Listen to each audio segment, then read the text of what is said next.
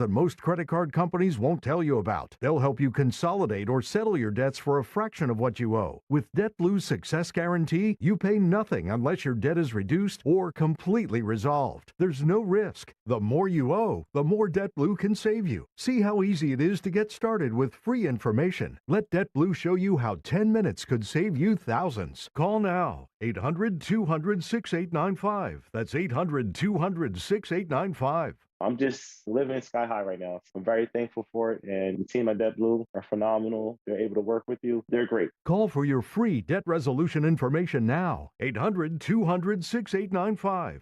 800-200-6895.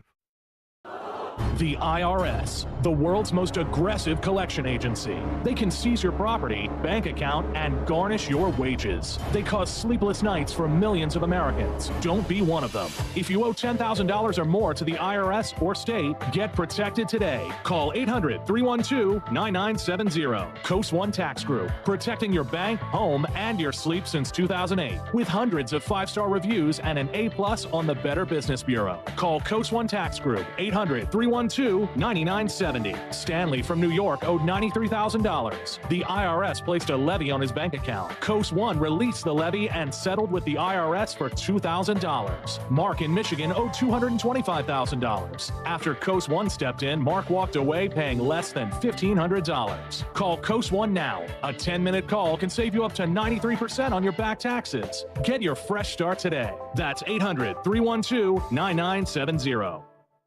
Individuals and businesses with tax problems, listen carefully. Do you feel like you're losing control of your finances? If you owe over $10,000 in back taxes or have unfiled tax returns, we can help you take back control. The IRS is the largest and most aggressive collection agency in the world, and they can seize your bank accounts, garnish your paycheck, close your business, and file criminal charges. Take control of your tax problem now by calling the experts at U.S. Tax Shield and take advantage of the Fresh Start program and new laws that may allow us to negotiate a settlement for the lowest amount possible. Our team of tax attorneys and enrolled agents can stop collections and get you protected so you can take control of your financial future. U.S. Tax Shield offers a price protection guaranteed quote to get you protected today. U.S. Tax Shield is A+ rated with the Better Business Bureau, so call now. 800-785-9132. That's 800-785-9132. U.S. Tax Shield. 800-785-9132.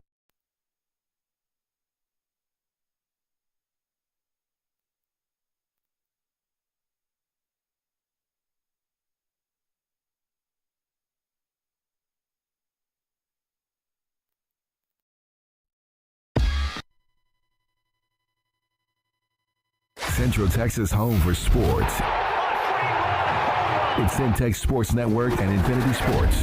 Catch all your in-depth sports analysis with the best. The hottest sports show in the evening is Centex Primetime, hosted by Jalen Gillis. Act like y'all. Weekdays 5 to 7. This is the Central Texas #1 leader in sports. Centex Sports Network. That's right, sports fans. We can talk about sports. And Infinity Sports. Central Texas home for sports. It's Centex Sports Network and Infinity Sports. KWBT-FM, HD2 Waco, Temple, Killeen, Fort Cavazos. The new leader in sports in Central Texas is Centex Sports Network and Infinity Sports. Holy Jesus. What is that? It's time to get in the game. You know what time it is. Tune in to Primetime Sports Talk with Jalen Gillis. To me, you are nothing. Your go-to source for breaking sports news in Central Texas and exclusive Dallas Cowboys coverage. Well, start it up. Let's go. Catch us Monday through Thursday from 5 to 7 p.m. on the Centex Sports Network and Infinity Sports. What is going on, everybody? Happy Tuesday to everybody out there. Welcome back in to Centex Prime Time. I am your host, Jalen Gillis, as we get ready to take you through the primetime topics in sports, not only in the Central Texas area, but from all around the nation. Hope everybody's having a great day today here in not only just the Central Texas area, but from everywhere. We have people that watch with us on YouTube from areas all over. Want to thank you guys for joining in with us today. As always, if you want to watch this content 5 to 7 p.m. Monday through Thursday, go over to YouTube, subscribe, Click that bell so you can get notified every time that we go live. You want to be able to listen to this content, whether you're in the car, at work, on the way back from work, on your way home. Download the app on your mobile device, Centex Sports 1, and you can hear this 5 to 7 p.m. Monday through Thursday. Also, when you download the app, you'll be able to listen to La Vega Pirate Football on Fridays. We'll talk more about them as we get later in the week. They've got a big district game coming up. You can also hear on there Texas Tech Raider football on Saturdays for our Tech fans that are out there. And we round it all off on Sundays. You can listen to your Dallas Cowboys as well on 94.5 FM and on 94.5 HD, Infinity Sports Radio, Central Texas. Folks, we finally wrapped up this last football weekend as we had the Monday night game last night, Pittsburgh versus Giants. We'll talk about that in just a second.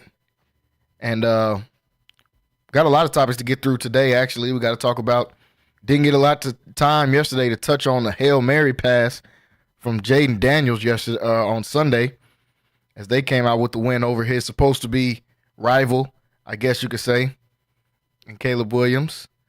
Didn't get a chance to talk about Jameis Winston, the greatest pregame speech giver of all time, getting the win over their rival in the Baltimore Ravens. So we'll talk about that. We'll talk about the NFC East, what's going on there. Of course, we talked about the Cowboys yesterday. I'm sure once Rocky gets here in studio, we'll talk about them a little bit more today. And we'll talk about, as always on Tuesdays, my top five NFL teams, week in and week out. I give this list, and we'll see if it stays more of the same or does it change up a little bit this week. And at the end of the show, we'll talk a little bit about UT. I know we got plenty of Longhorn fans on here, and talk about what can they do. Do they have enough to win it all this year? I mean, they got to win against Vanderbilt this weekend. Quinn Ewers looked a little shaky. I don't know. We'll get y'all's opinion. As always, if you want to be a part of the conversation, go to YouTube, Centex Sports Network, Centex Sports TV. Jump in the chat on there. If you want to join into the conversation, we'll read out the comments that are on there as well. You can also go to Facebook and go to Centex Sports Network on Facebook.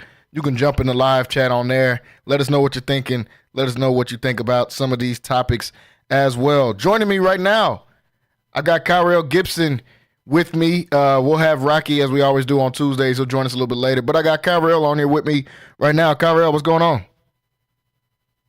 What's going on, man? What's going on? Hey, nothing much. Long time no see. No, for sure. We got to get you back in studio. Last time you and Rocky were looking a little sad after that Cowboys game. We had y'all in the studio. We got to get y'all in here after they get a dub, so it looks a little bit better. Turn into a meme, man. No, for real. Like I said, folks, the football weekend wrapped up. Before we get started in there, man, I want to talk a little bit of NBA, basketball. Phoenix Suns and Lakers. That's what I watched last night, just in case y'all was wondering. I watched that for majority of the time. I came back over. I flipped the channels, came back over every now and then to see what was going on with the Giants and Steelers. But man, was that a boring game for like the first three quarters before it started getting going, I guess, towards the end of it. But Steelers ended up coming out with a win. But like I said, I want to talk a little bit of NBA, man. The Lakers, they've looked good so far this year. Me and Kyrie, we talked about that yesterday. We talked about the Mavs. We talked about OKC. I want to talk a little bit about some teams in the East. The Celtics. I think the Celtics are about to go out here and get another championship, man. I don't know. It's early. It's early, obviously, in the season. It's only been 4 games.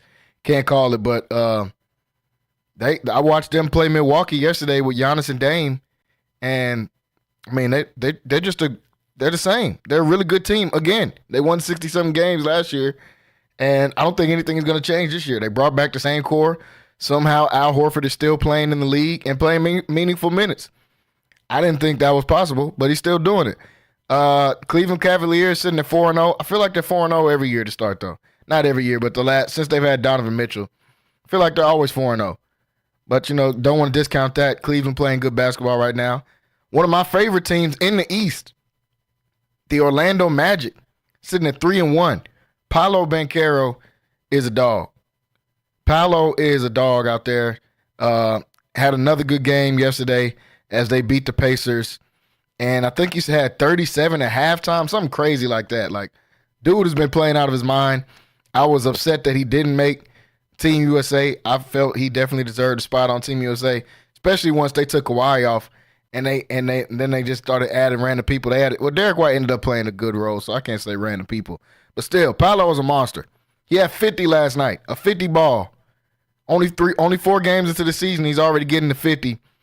Then he had 50, 13 boards, and 9 assists to go along with it, and 2 blocks. Paolo was a dog.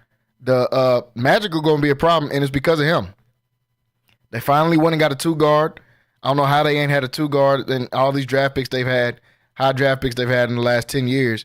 But they went and got Contavious Caldwell-Pope, who's going to bring that veteran leadership to this squad, much needed.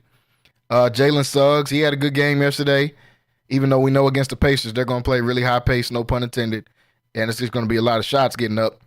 But Franz Wagner, I think he got hurt yesterday, but still, he's a really good player as well. I like what the Magic got going. And then the Milwaukee Bucks, to talk about the bad team. They got Doc Rivers and Darvin Ham. Like, it's not supposed to be funny, but it's 2 coaches that I am just not impressed with whatsoever. It's Doc Rivers and it's Darvin Ham. Doc Rivers has had his good moments in the league. I'm not saying it like he's just terrible. But in the last decade, he ain't good. He ain't great. He's good at best. They fired Adrian Griffin last year so he could be the coach, even though Adrian Griffin was like, I don't remember what it was. It was like 30-13 or something. A good record. And then Doc Rivers comes in and loses all the games and then proceeds to lose in the playoffs as well. Now they got Mr. Salute on the bench with him and Darvin Ham. I don't know what's going on with Milwaukee. They're sitting at 1-3 right now, even though they're supposed to be good. The Knicks 1-2, but I'm gonna give them a little bit of grace because they got some new pieces in there and they got to figure out how to make all that work. Kyrell, any thoughts, man, about some of these teams in the NBA and in the beginning? I know it's early, this first couple games, and what's going on. Any teams that's catching your eye, good or bad? Yeah, nobody's really catching my eye besides the Celtics. Yeah. Orlando, I feel like they've been winning the games they're supposed to. You know, I picked them. I would have picked them in all them games. Cleveland, just a good regular season team. They're built well. You know, they just don't have that guy in the playoffs. Like when the game slows down and those final possessions under 5 minutes, like Donovan Mitchell is your guy. You know, and that's gonna be great in the regular season, but it also ain't finna be JT, probably ain't finna be Giannis, you know, just those guys. But if Doc Rivers is coaching Milwaukee, you know, Giannis might not be in that conversation. But you know, the Celtics, man, yeah, y'all say big thank you to Steve Kerr, cause Jason Tatum, dude, hey man, he's tired of hearing all the stuff I was talking. Everybody was talking last year about him being really a second fiddle and just having every, you know, the Joe Burrow treatment, just every toy he could imagine. Yeah, he taking that personally, man. 37 and twice in these first 2 games, a legit 37, not this Luka and Harden 37. 30 shots. Yeah, 30 shots, man. Like I watch all the Mavericks games, and you know, Luka not playing well right now, but he's still getting his numbers. But yeah, I'm impressed with Jason Tatum. So like his bag has gotten, because it felt like his bag had regressed a little bit these last 2 years. Like he really just ain't. He's been kind of a vanilla player these last 2 years, and then especially shooting, handles too, man. He patting that ball a little bit. You know what I'm saying? Like he patting that ball a little bit. He making people like, hey, before he swing it, and then he gonna swing it, or then he gonna make you dance a little bit. I like that, man. So Jason Tatum is actively changing my mind about him, man. And I'm still a huge Jalen Brown supporter. So I'm not gonna flip him, but I'm highly impressed with Jason Tatum. The Suns as well. They look good. Tyus Jones, man. Try to tell you. Man, he didn't even play against us, you know, and they still got it done. So I'm impressed with the Suns. Actually, I thought they would have lost to us and the Lakers, but I think they already lost to the Lakers once, but turned around and beat them again. That's an impressive win to me, even though LeBron had a stinker. Yeah. But, Senor Bron is 40. You know what I'm saying? So this is how it should be. Yeah. It should be afforded a stinker every now and then. So I like the Suns. I like the Celtics. I also kind of like the way OKC looked against the Nuggets. I'm more disappointed in the Nuggets than I am impressed with OKC. But I'm trying to tell y'all, man, this man Russell Westbrook has not been good at basketball in half a decade. Man, we're not finna blame this on Russell. It's been 5 years. He's been terrible. This dude is out here going 0 for 8, hey, I get it. We all fell in love with Russ in 2016, 2017, man. We get it, man. That was some real stuff. The 2020 game, a lot of people would say, bro, on Instagram, if you post the death of celebrity as your main post, not on your story, we consider that farming.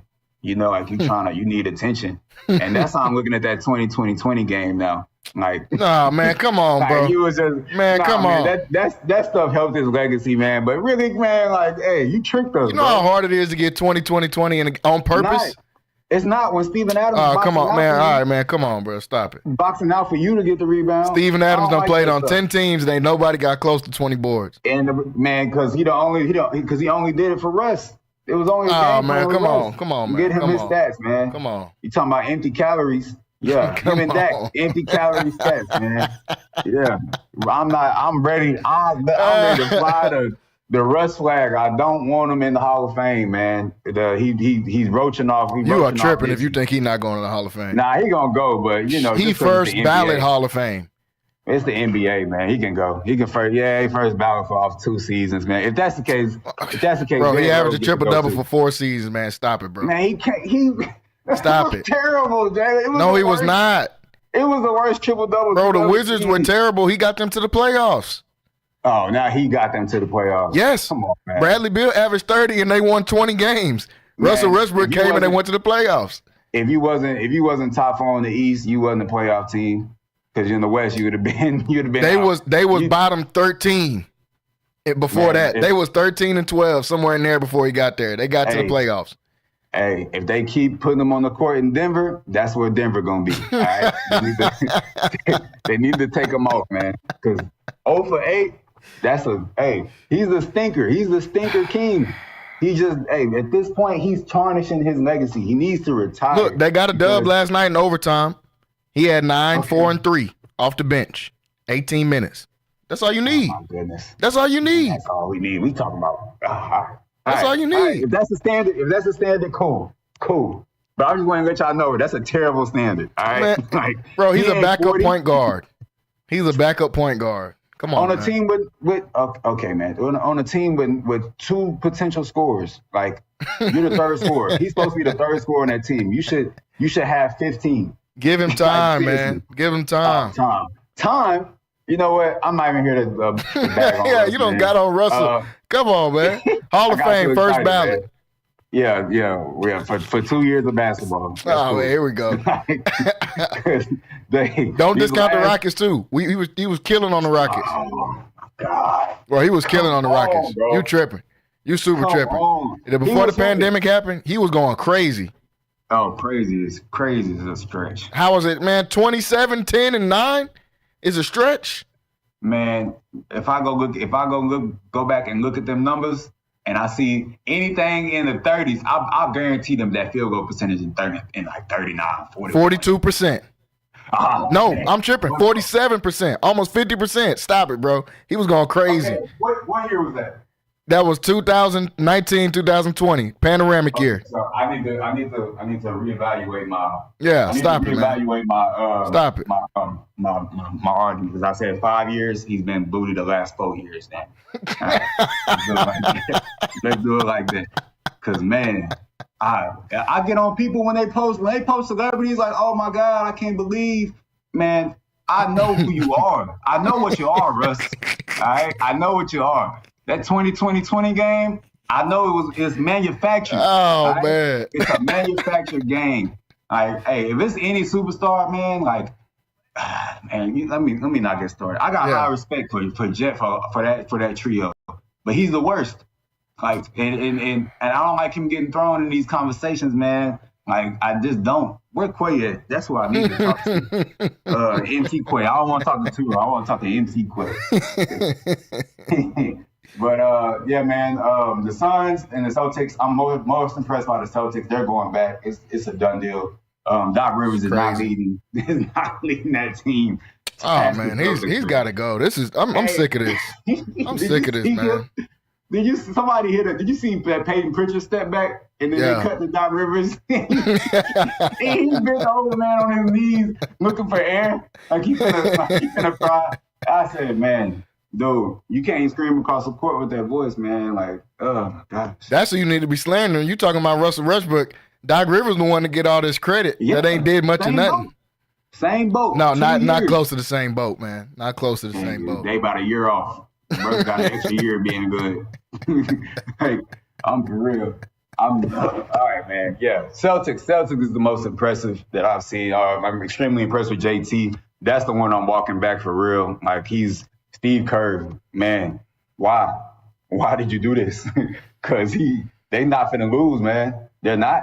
If Jason Tatum is gonna play like that, and they're gonna be, those role players are still gonna be, role players, but play like really fringe all-stars, and Jason Tatum also gonna get you 35, an efficient 35, and he passing, and he rebounding.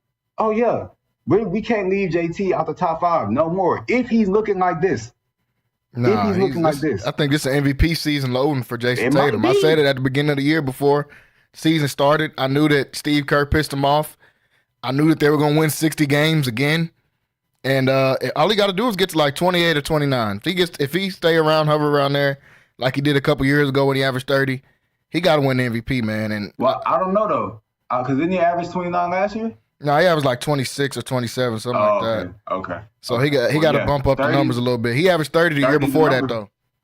Oh yeah, that's what I'm thinking of. Yeah, 30 is the number though, man. If he gets 30 and they win 60 games, like unless somebody matched that with the games won and 30, I don't see anybody matching them with them win totals, man. Like not even like OKC. Like I see the ain't nobody matching that. Winning 65 plus. I'm thinking OKC probably be around like 58, 55. Just because they're a great regular season. West is loaded. West is loaded. But yeah, man, Jason Tatum. I'm scared for the league, man. Steve Kerr. You're going to have to answer for this one, my brother. It's your fault. It's your fault. He did not look like this for the last 2 years, even the 30s. His game was so vanilla. Like, he was so, like, now he's, like, trying to embarrass dudes. He's trying to make them dance. Like, I haven't seen that Jason Tatum since like, 2018, 2019, when he had that ball on the string. He patting that ball, man. Telling you. Yeah, man, I think I'm right with you. I think the Celtics are taking over. I think they're going to be a top team.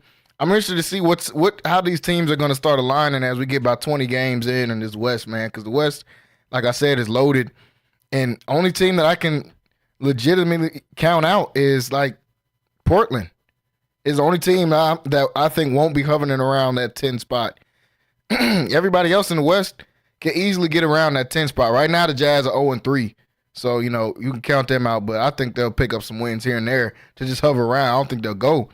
But in that bottom 5 in the West is Sacramento, San Antonio, and Denver, who all are going to be hoping to float around that 10 seed. And then the people that are in that top 10 right now, who's going to fall out? Maybe the Clippers. Clippers maybe, but, I mean, Ty Lue's a good coach. I could see them staying around 500 as the year goes throughout without Kawhi. Memphis, I see them staying around there. Hopefully Houston stays around there. And New Orleans, they'll stay around there. I think the Warriors, I don't know. The Warriors are interesting. I don't know if they're going to – I picked them to fall out before the season started, but they're playing decent basketball. Yeah, I mean, it's only been a couple games. We got to see what they do, but they're playing decent basketball right now. Buddy Hield is shooting the ball good, so we'll see, man. What'd you say? Lottery. They ain't going nowhere, man. This is just exciting. They just excited. As soon as it get boring, you're on your third road trip, then that's when they're gonna fall off. Like right now, they're excited. Start to the season, new team, Buddy Hield trying to make an impression. Man, he gonna shoot that thing one too many times. Steph gonna tell him to go sit down somewhere, bro, and then it's gonna be downhill from there. Yeah, I don't know what's going on in Golden State. It's a few teams I'm interested, though, to see what they're going to do. Like I said, the West is just loaded. Sacramento is 1-2 right now. I think they'll play better. I think the Spurs are going to play better as time goes throughout. All the Spurs, it's crazy. All the Spurs really need is like a Jordan Clarkson off the bench that can just come in and get buckets. They don't have anybody right now that can just come in and just get straight to it. And that's all they need. They go get like a Jordan Clarkson, because right now they got Keldon Johnson doing that, but he ain't a bucket getter. He's just a role player coming off the bench that can score 13 to 14. They need somebody that's going to come straight in off the bench and just go get a shot immediately. A Lance Stevenson type of guy. Somebody, if they get a Jordan Clarkson and they switch out the Champagne whatever dude for a real shooter, the Spurs will be decent. I ain't even going to lie. Spurs will be real decent. Shooter. He hit like 4 threes on us. No, he can't shoot. I'm just saying somebody that can hit 4 threes every night. He can't shoot. I'm just somebody that can shoot the ball every night. Go ahead. My bad, man. No, you good. Let me ask you this: what is Pop doing with Wemby? Do you saw like the shots Chet was getting taken? Why doesn't Wemby play like that? Why does he have seem like he has free reign to do whatever he wants? And it was a complete opposite last year. I don't know if he's trying to prove a point. Like if him, to me it looks like him and Wemby got in an argument, and he like, hey bro, just give me the ball, I'm cold. And he like, I bet. They not running no plays. Like when I was watching the game against y'all, he had like 15 ISOs. I'm like, bro, when has Doc ever played ISO ever? Like ISOs, like ugly ISOs. Like out on the 10 feet outside the box. You right in between the box and the 3-point line. So you already in an ugly spot on the wing. Post up. Man. Like I don't know what's going on. Jagan, they did a dribble handoff with Wemby at half court. Yeah, like what is this? I think he's trying to prove a point. And then he shot like a logo 3. Oh yeah, I seen that. I think him and Pop got in an argument or something, man. I don't get that. I don't know what's going on with there. I was wondering that same thing though. Like, why are we not just running? Doesn't the Chris Paul and Wembanyama pick and roll seem pretty unstoppable? If you just put shooters on the outside across the paint, like. Chet was taking some how far is that? Probably like 8 foot, 10 foot mid range jumpers. Yeah. In the middle, and I thought you can't. If he start hitting that, he's gonna be unstoppable. Ain't nothing you can do. But I see Wemby can do the same thing, man. The same thing, and I don't know why they don't do it with him. I agree with that theory. This looks like it's Pop. We know Pop know how to run an offense. Yeah. We know that. We know Chris Paul know how to run an offense. I ain't never seen Chris Paul offense look like this. Besides when he was in Houston, where he just let James just ISO, but at no other team has he ever just sat there and been like, all right, ISO on the block 20 times. You're not even on the block. On the block would make more sense because that's pretty much a layup. You 10 feet outside the block. I don't know what's going on with that, man. I don't know if it's an argument or they getting into it or something. But if they get a real shooter at the 2, and they get a go-get-it guy off the bench that's just going to come right in and just get to it, because I like the young kid Castle. He can play defense. He'll hit a couple floaters here and there. He play, and I think he got good court vision. Sohan is finally, I think Pop told him to stop saying you want to be Dennis Rodman unless you're going to get boards, because like the last 2 games he's been going crazy on the board. So maybe he told him to quit saying that unless you're going to actually rebound. If Sohan can do that, Harrison Barnes can just be a person, I guess, and then they get an actual shooter at the 2 guard, they can do something. But yeah, as far as the Wemby ISOs, I don't know what's going on with that. That's strange. I guess we'll keep going to see if it looks like that. Go ahead. Last thing. No, go ahead. We know what this is. This is what tanking looks like. Yeah, no, for real.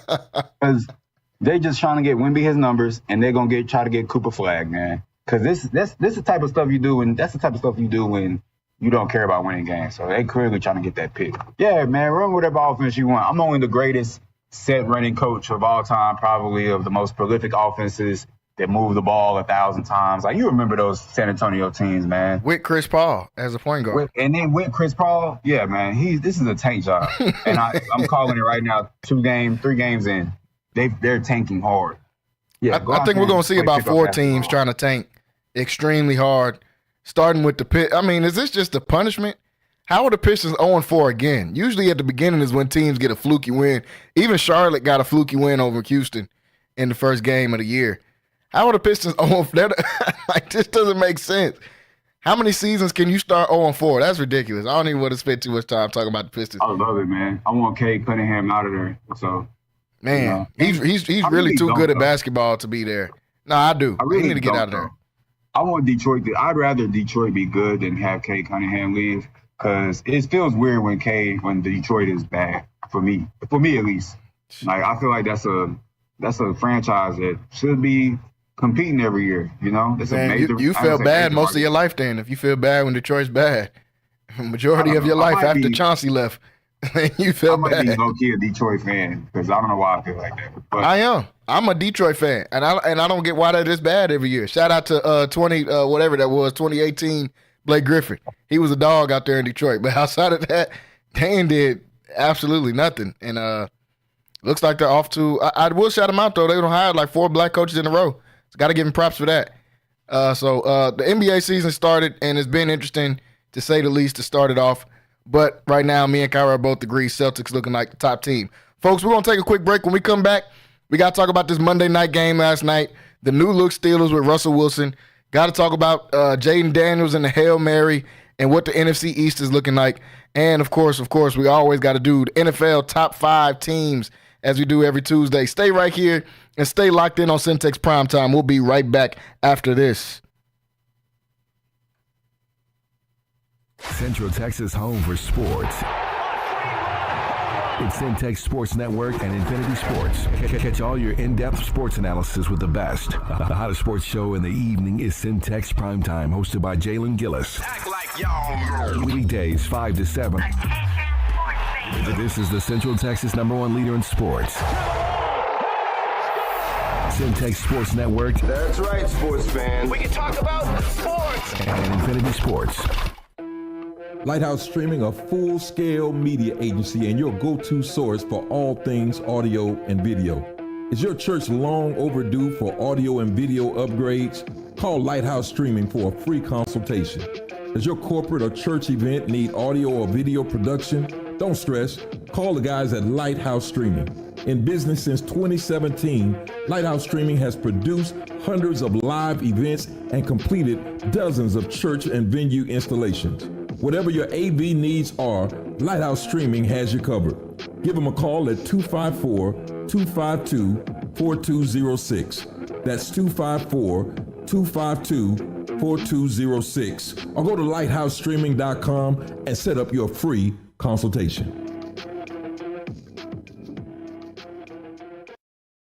NSJ Event Co., one of the premier event designers in Central Texas and a Centex Sports Network supporter.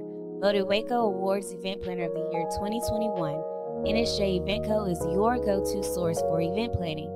Whether it's your next baby shower, birthday bash, wedding, or retirement party, NSJ Event Co. will bring out the elegance, class, and style your event deserves. Call NSJ Event Co. at the number on the screen or scan the QR code to schedule a free consultation. NSJ Event Co., where the party lady takes care of all your event needs. Are you looking for something new and unforgettable in Waco? Come to the Blazing Asian, where authentic Cambodian flavors meet creative culinary flair. Voted People's Choice as Waco's #1 Asian restaurant since 2019 by both the Wacoan Magazine and the Waco Tribune Herald. Located inside the popular Union Hall on 8th and Franklin, we're serving up family recipes with a twist. Blazing Asian egg rolls are rolled fresh daily, and their sauces or marinades are made in-house with love. Stop by today. Located inside the popular Union Hall on 8th and Franklin. And for Baylor students, enjoy 10% off with your student ID.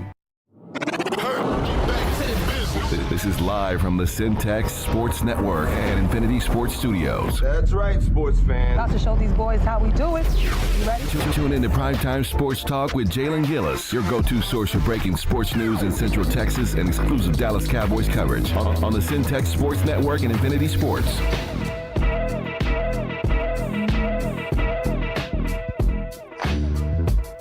What's going on, everybody? Welcome back into Centex Prime Time. I am your host, Jalen Gillis. As we just got done talking about in the first part of the hour, a little bit of NBA. The NBA season is just tipped off, starting last week.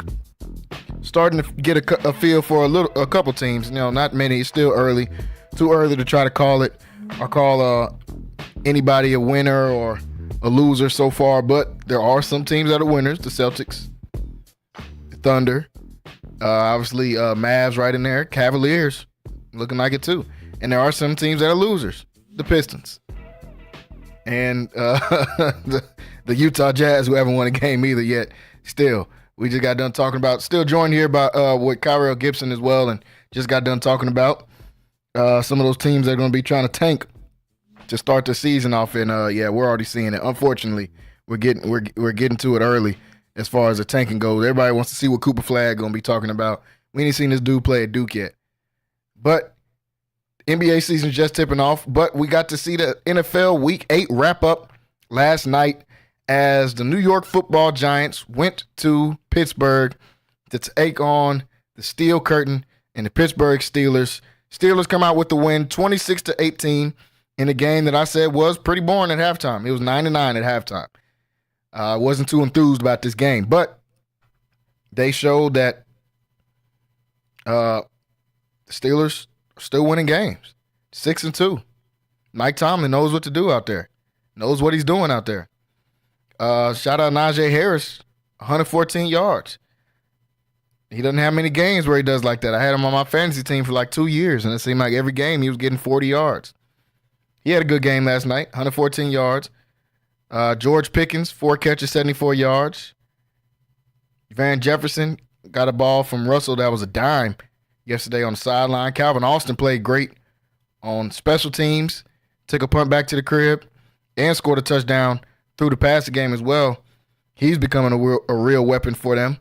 On the Giants side, Daniel Jones, 24 for 38, no touchdowns in the pick, 260. Tyrone Tracy definitely was a bright spot for the Giants. 20 carries, 145 yards, and a touchdown.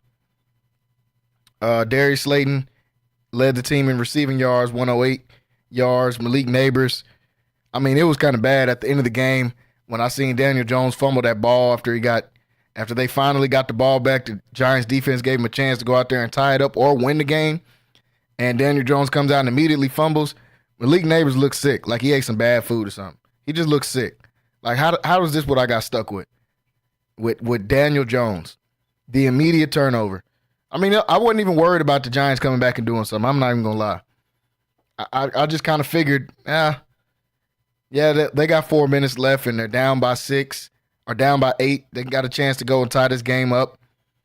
Yeah, I knew it wasn't going to happen. And it didn't, of course. Steelers come out with the win. Russell Wilson, 20 for 28, 278 yards, and 1 touchdown.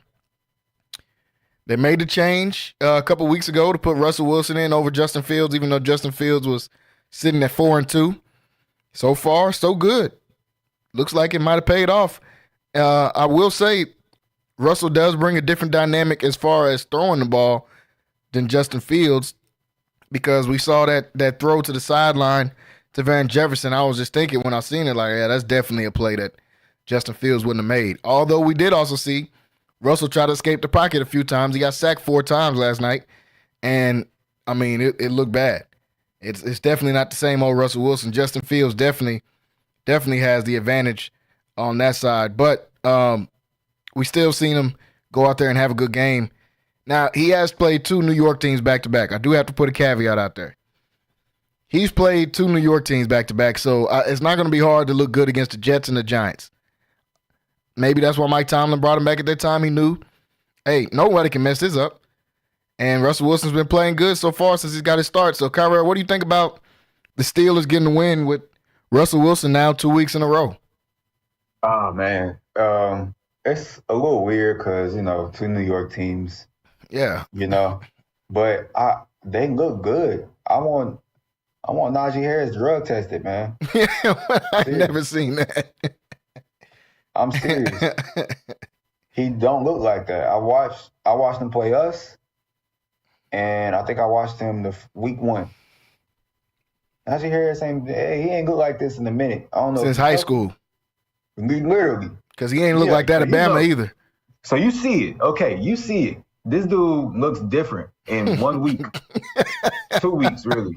I ain't see him run the ball against the Jets, but this not Najee Harris, man. This looks like he done dialed the clock back, So it's a little weird. Russell Wilson? Yeah. Well, I was talking about Russell Westbrook earlier. Russell Wilson. Hey, man. He's not put some respect on his name, man. I feel like your I quarterback guess we got should to. be. I feel like your quarterback should be corny like that. You know? Come on, guys. Like that's what I feel like your quarterback should be. If it's gonna be anybody on the team, that needs to be the quarterback. He cares the most. You know? So I think that and Russell Wilson, I don't know, bro. I'm watching him. He might not be great in the pocket, and I kind of see Dak this way too. They're both better when they throw on the run, honestly. Even though that dime came from the pocket, you know, but I feel like they're just more accurate when they're on the move, you know. And Russell Wilson, man, was he ever really bad, man? Like, you know, because yeah. I mean, but like we were treating him like before this, like, were you taking Jameis or Russell Wilson? I'm taking Russell Wilson, man. Okay, well, never mind. I like Jameis though. I think a lot of people would have put him below Jameis Winston, like, over these last couple of years. You know what I'm saying? Well, that's just Jameis didn't get a chance to start like that. I would prefer Jameis Winston because he gonna at least put the ball out there. Yeah. But I think Jameis Winston be a fun quarterback. You know, fun.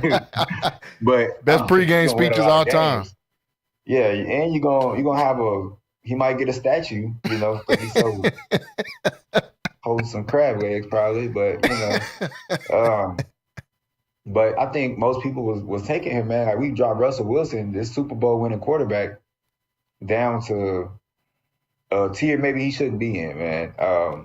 You know, but we saw what we saw. Denver did happen. The end of the years in Seattle did happen. But I just think, you know, he's kind of like Dak, man. He's better than Dak for sure, but all time, I guess. But okay, you talking all time? Peak wise, he ain't right now. Not right now, but like peak wise, I feel like peak Russell Wilson. Yeah, I give you that.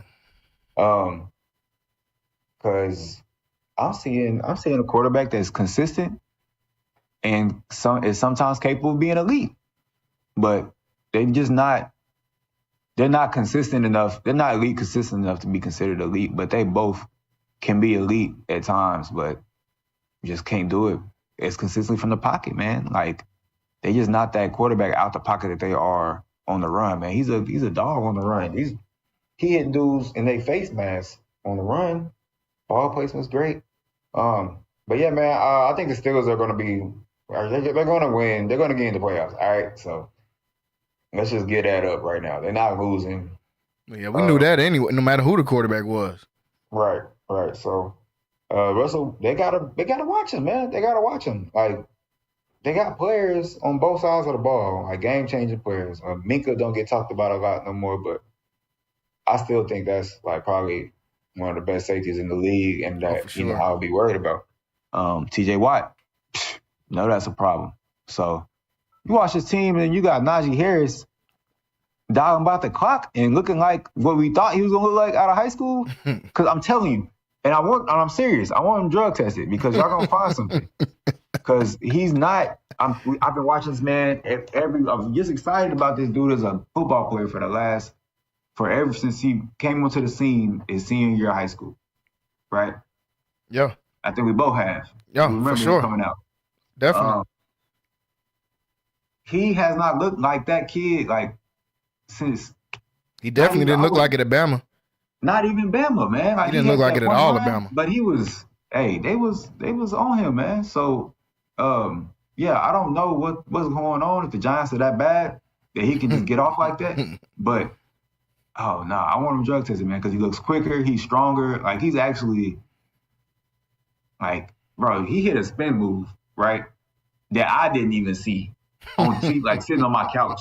Like, you know how you can be like, oh, okay, he should juke here, he should spin here. Yeah.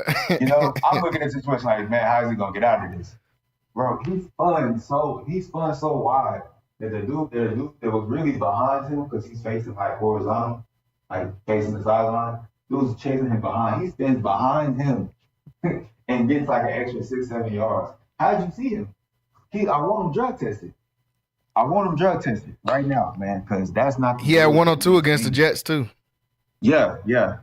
He got something going on, man. He done got in contact with Ron. something, man. Like he been talking to Bron. He got the HGH. I want him tested for everything. I know when things something's different, man. He's different. All right, he not. It's just a new jolt of energy. They got a new quarterback in there. He just got some excitement, a new jolt of energy or something. So he was happy. So now he playing better. I don't know. Maybe he got him a girlfriend or something out there in Pittsburgh. Or maybe he got to be in New York 2 times in a row. Maybe he seen him something out there in New York that made him want to play football. Yeah, made him want to play football, man. Because he been no moves, no bag whatsoever. He just runs straight into stuff. Just run straight into stuff. No vision. Can't get in and out the hole. Like we was over this dude. I know I was. This dude right here looks like he could be like a dog. Like I'm telling you, just off this game against the Giants, man. Like he is in there somewhere. But and George Pickens too. They were moving. George Pickens nice though. He just need a quarterback. And he like funny. I don't know. Like, he called Amon-Ra a slot merchant. He said that's the only reason he gets the ball. He called him a slot merchant. Stuff, man. Yeah. So yeah, I'm with you. I like this Pittsburgh team. I like them with Russ at the quarterback. I thought Justin Fields. I mean, I definitely said it. I had a video out about it. Thought Justin Fields should play, and I still don't like how Justin Fields lost his spot. But Russ does bring another element to the team that Justin Fields just doesn't bring right now, and that's throwing the ball downfield. Justin, we know he got an arm, but can he accurately throw it down the field is what we didn't know. Now, they got him to stop turning the ball over. I think that was a great coaching job from Mike Tomlin and their staff and Arthur Smith, who's the offensive coordinator there. But Russ brings a different dimension to this team, man. So I'm excited to see what Pittsburgh's going to do. I still got Baltimore winning this division, obviously. And we'll talk about Baltimore in a second. But I still got Baltimore winning this division, but I thought the Steelers were going to make the playoffs probably before the season started just because of Mike Tomlin. Right now, they're sitting at 6-2, one of the best records and best teams in the league. Steelers looking good. Shout out Mike Tomlin. Got that crew rolling and got them moving right now, playing some good football. Shout out Russell Wilson. As long as he don't turn the ball over with this Pittsburgh team, the way they play defense, and if Najee Harris can stay on whatever pre-workout he's been taking and keep playing good like this, Steelers can be a decent team and could possibly even beat somebody in the playoffs. So excited to see what they're going to do, man. And the AFC North finally starting to play AFC North type of football, including Jameis Winston going out there and getting the win with the Browns. Before we go back into break for the top of the hour, got to talk about the Commanders and the Hail Mary play by Jaden Daniels. Everybody's been talking about it the last couple of days. Obviously, it was a huge play, game-winning play. Jaden Daniels did a great job of putting the ball where it needed to be. But in their QB duel for the number 1 and number 2 pick, honestly, Jaden Daniels played better than him. Even without that Hail Mary touchdown, I think he played better than Caleb Williams. Caleb Williams was 10 for 24, 130 yards, and was really helped out by DeAndre Swift. 18 carries, 129, and a touchdown, and DeAndre Swift starting to play good football out there as well. But Jaden Daniels was playing better than Caleb Williams, in my opinion. He got that Hail Mary pass, and that definitely helped his stats as far as a touchdown, but he was playing the much, much, much better defense. We don't think a lot of Washington's defense. Yeah, we think a lot of maybe Dan Quinn as a D coordinator, but we don't think a lot of Washington as a defense as of right now. So Caleb Williams played better than him. Kyra, what you think about the Hail Mary play, and then what you think about the QB duel, number 1 and number 2 pick? I'm hoping that turns into a pretty good rivalry, honestly. Caleb Williams is going to be the better quarterback in my eyes in the long run. But, it was nice to see 2 young quarterbacks duel, man. Like, look, think about, I hate to bring it up, man, but like the league is black, man. Like it's happening, man. Like we always knew it was going to happen eventually, but like, yeah, man. Okay, yeah. It's about time. You talking about at the quarterback? You talking about the quarterback? The quarterback spot. Yeah. It turns out we can play quarterback. So yeah. Would you look at that? But anyways, man, yeah, I still like the Bears, man. I'm really upset that they lost that game, man. That was first of all, my division rival, and I'm also think the Bears have a shot at the playoffs, at least going into the season. I did. So I wanted the Bears to win that game, but I mean, it's a Hail Mary, man. Like, we know he got an arm, you know? Like, that's why I never liked that. Like, Aaron Rodgers did it so many times, because it disproves my point that this is like an unimportant fluke play. skill. Yeah. So like then Aaron Rodgers goes out and does it like every year, and I'm like, dang, like, maybe it is a skill, you know? So nah, man. Jaden Daniels is gonna be good. Caleb Williams is gonna be better. They won. Congrats. That's a legit 6-2 team, but not really. But they are. Like they're not the Eagles from a couple years ago, right? Like they're not. I was saying they was fluke, man, that year, and I don't think the Redskins are fluke. I just think that their records are they probably a 500 team, honestly, you know, but you know they still in wins though, you know. Did you see the play where dude turned around and all that? He was facing the crowd. Oh yeah, man. And then was the one that tipped the ball in the air too. Bro, I didn't even know that. Yeah, he was the one that tipped terrible. That's terrible. That's terrible. They put that man next to the NCAA video of this dude playing Road to Glory, doing the same exact thing, like celebrating on the field and then getting torched on the game. And they say he recreated the meme, bro. Like, it's crazy. I don't even know what you do, bro. Like, what do you even say to him as a coach? Like, you just gotta smack him. You gotta do like how Jordan did that one dude, bro. Smack him on the back of the head. Not real. Yeah. You gotta go back to old school punishment. You gotta do bear crawls.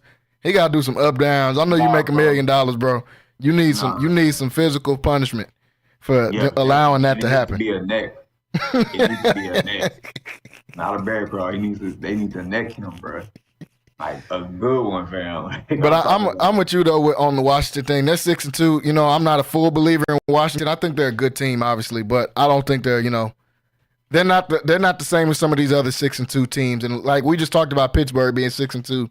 Pittsburgh is a better 6-2 team, in my opinion, than the Commanders are. Even though they're playing good football, and they're sitting at 6-2, and it's got a lot to do with their new quarterback out there. What'd you say? I think they're the same, man. Like, I think they're in the same tier. I don't know who Pittsburgh. Yeah, for sure. Well, I'm just saying Pittsburgh got like playmakers on defense and stuff like that. Yeah. And Commanders don't really have that. I'm telling you right now though, how many yards Tyrell Tracy had, or whatever his name is? Tyrone Tracy, 120. 130, something like that. Yeah, Brian Robinson gonna do the same thing. Like, Brian Robinson is nice, man. Like a very underrated back. But yeah, man, I consider them both to be playoff teams that are not contenders. You know. No, I can see that. I can see that both of them could have the ability to be able to make the playoffs, but that's about it. I don't see either one of them. Even though Steelers got a better shot, in my opinion, just because they're a well-coached team. If they don't turn the football over, and then they got some legit playmakers on the defensive side of the ball. I mean, we seen T.J. Watt just win the game when he decided the game needed to be over last night against the Giants. So they got some playmakers out there. But staying on the NFC East, we got a couple minutes left before we break for the top of the hour. Seen Philly get a win over Cincinnati. That was a close game. Philly ended up closing that one out. I picked them to win in that game. One of the only games that did hit on my parlay because, the Jets and the Dolphins, I'm not betting on anybody else from the AFC East. They're all banned. Outside of Buffalo, everybody in the AFC East is banned, even when it's supposed to be an easy game. Because I thought the Jets would beat the Patriots, but they couldn't even pull that off. But I'm done talking about the Jets, like I said yesterday. They're 2-6. Yeah, that's a wrap for them. I'm done talking about the Jets. But Philadelphia goes out and gets a win against Cincinnati on Sunday, 37-17. Ended up being a good win. Now we're seeing them sitting at 5-2. We're looking at Washington sitting at 6-2. We see where the Giants are at the bottom. And then the Cowboys kind of just in limbo right now because they still got winnable games on the schedule. And they're not a 2-win team like some of these other teams that we've talked about. So looking at the state of the NFC East, man, who do you think is a front runner to win this division right now? I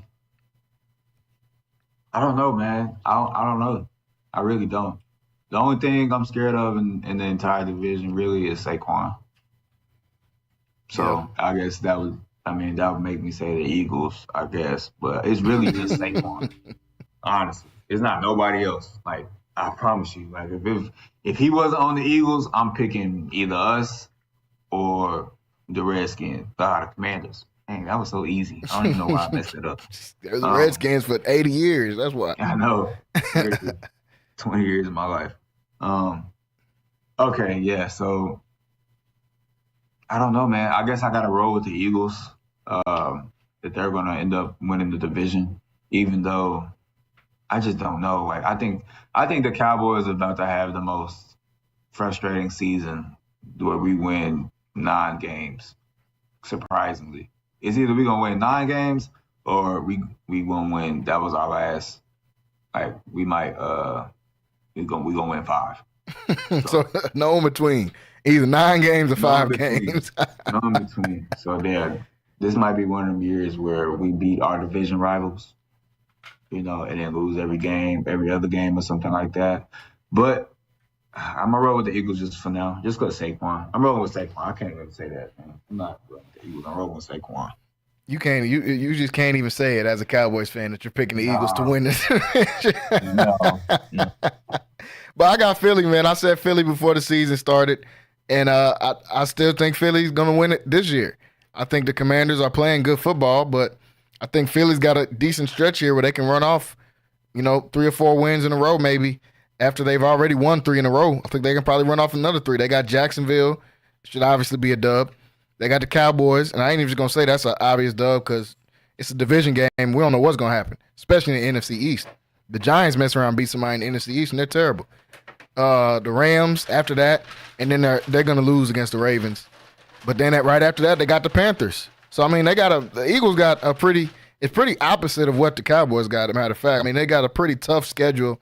Easy schedule coming up, and we seeing the Cowboys are just in the weeds right now as far as a super, super tough schedule. They're right in the middle of it, and the Eagles sitting on the other side of that. So I think the Eagles got a chance to really make a run getting over these next 3 to 4 or 5 weeks. Maybe can go 4-1 in there. And then if you include the Panthers in there in 6 weeks, they'll probably go 4-2 if they lose to the Ravens and maybe to the Cowboys, something like that. So Eagles got a chance to run off some games here, and if they do that, they'll have a pretty good record as they start to round up the year, and then they'll end the season with the Commanders and the Cowboys, 2 division games that can end up being big. So I got Philly winning that division right now. But the NFC East is interesting as always because I don't think anybody had the Commanders being in first place right now or when the season started. I don't think anybody picked the Commanders to be sitting in first place, especially after picking number 2 in the draft. But Jaden Daniels playing good football right now. So shout out to the Commanders. Dan Quinn got him playing decent. He's definitely getting more bang for his buck out of that defense because I still don't think I can't name more than 3 players on that defense, and they're going out there and getting wins. They let half their guys walk. Chase Young, Montez Sweat, the safety Camden Curl, Kendall Fuller. They let all those guys walk, and they're still getting some good production out of the guys on their defensive side. But to the point, though, I'm agreeing with you, man. I like Philly, and a big part of it is because of Saquon and because of their other weapons as well, A.J. Brown and Smitty out there, obviously, as well. Defense, still suspect, but they did play better against the Cincinnati team, and I got to give them credit for that. We'll see how they do over these next couple of weeks, though, with Jacksonville and Dallas and then the Commanders. The Commanders, obviously, is going to be a big game. Folks, I want to thank everybody for tuning in with us so far. We're about to go to a break for the top of the hour. When we come back, I've got to do my NFL top 5 teams, as always, that I do on Tuesdays. Got to talk about Jameis Winston, like I said earlier, best pregame speech giver in NFL history, getting the dub over the Baltimore Ravens. And then we got to end it out, talk about a little bit of college football as well. So stay tuned. Stay locked in. We'll be right back at the top of the hour. You're watching Centex Primetime on Centex Sports Network and listening on Infinity Sports Radio, Central Texas. We'll be right back. Central Texas home for sports. It's Centex Sports Network and Infinity Sports. Catch all your in-depth sports analysis with the best. The hottest sports show in the evening is Centex Primetime, hosted by Jalen Gillis. Act like y'all. Weekdays 5 to 7. This is the Central Texas #1 leader in sports. Centex Sports Network. That's right, sports fans. We can talk about sports. And Infinity Sports. Are you looking for something new and unforgettable in Waco? Come to the Blazing Asian, where authentic Cambodian flavors meet creative culinary flair. Voted People's Choice as Waco's #1 Asian restaurant since 2019 by both the Wacoan Magazine and the Waco Tribune Herald. Located inside the popular Union Hall on 8th and Franklin, we're serving up family recipes with a twist. Blazing Asian egg rolls are rolled fresh daily, and their sauces or marinades are made in-house with love. Stop by today. Located inside the popular Union Hall on 8th and Franklin. And for Baylor students, enjoy 10% off with your student ID. Lighthouse Streaming, a full-scale media agency and your go-to source for all things audio and video. Is your church long overdue for audio and video upgrades? Call Lighthouse Streaming for a free consultation. Does your corporate or church event need audio or video production? Don't stress. Call the guys at Lighthouse Streaming. In business since 2017, Lighthouse Streaming has produced hundreds of live events and completed dozens of church and venue installations. Whatever your AV needs are, Lighthouse Streaming has you covered. Give them a call at 254-252-4206. That's 254-252-4206. Or go to lighthousestreaming.com and set up your free consultation.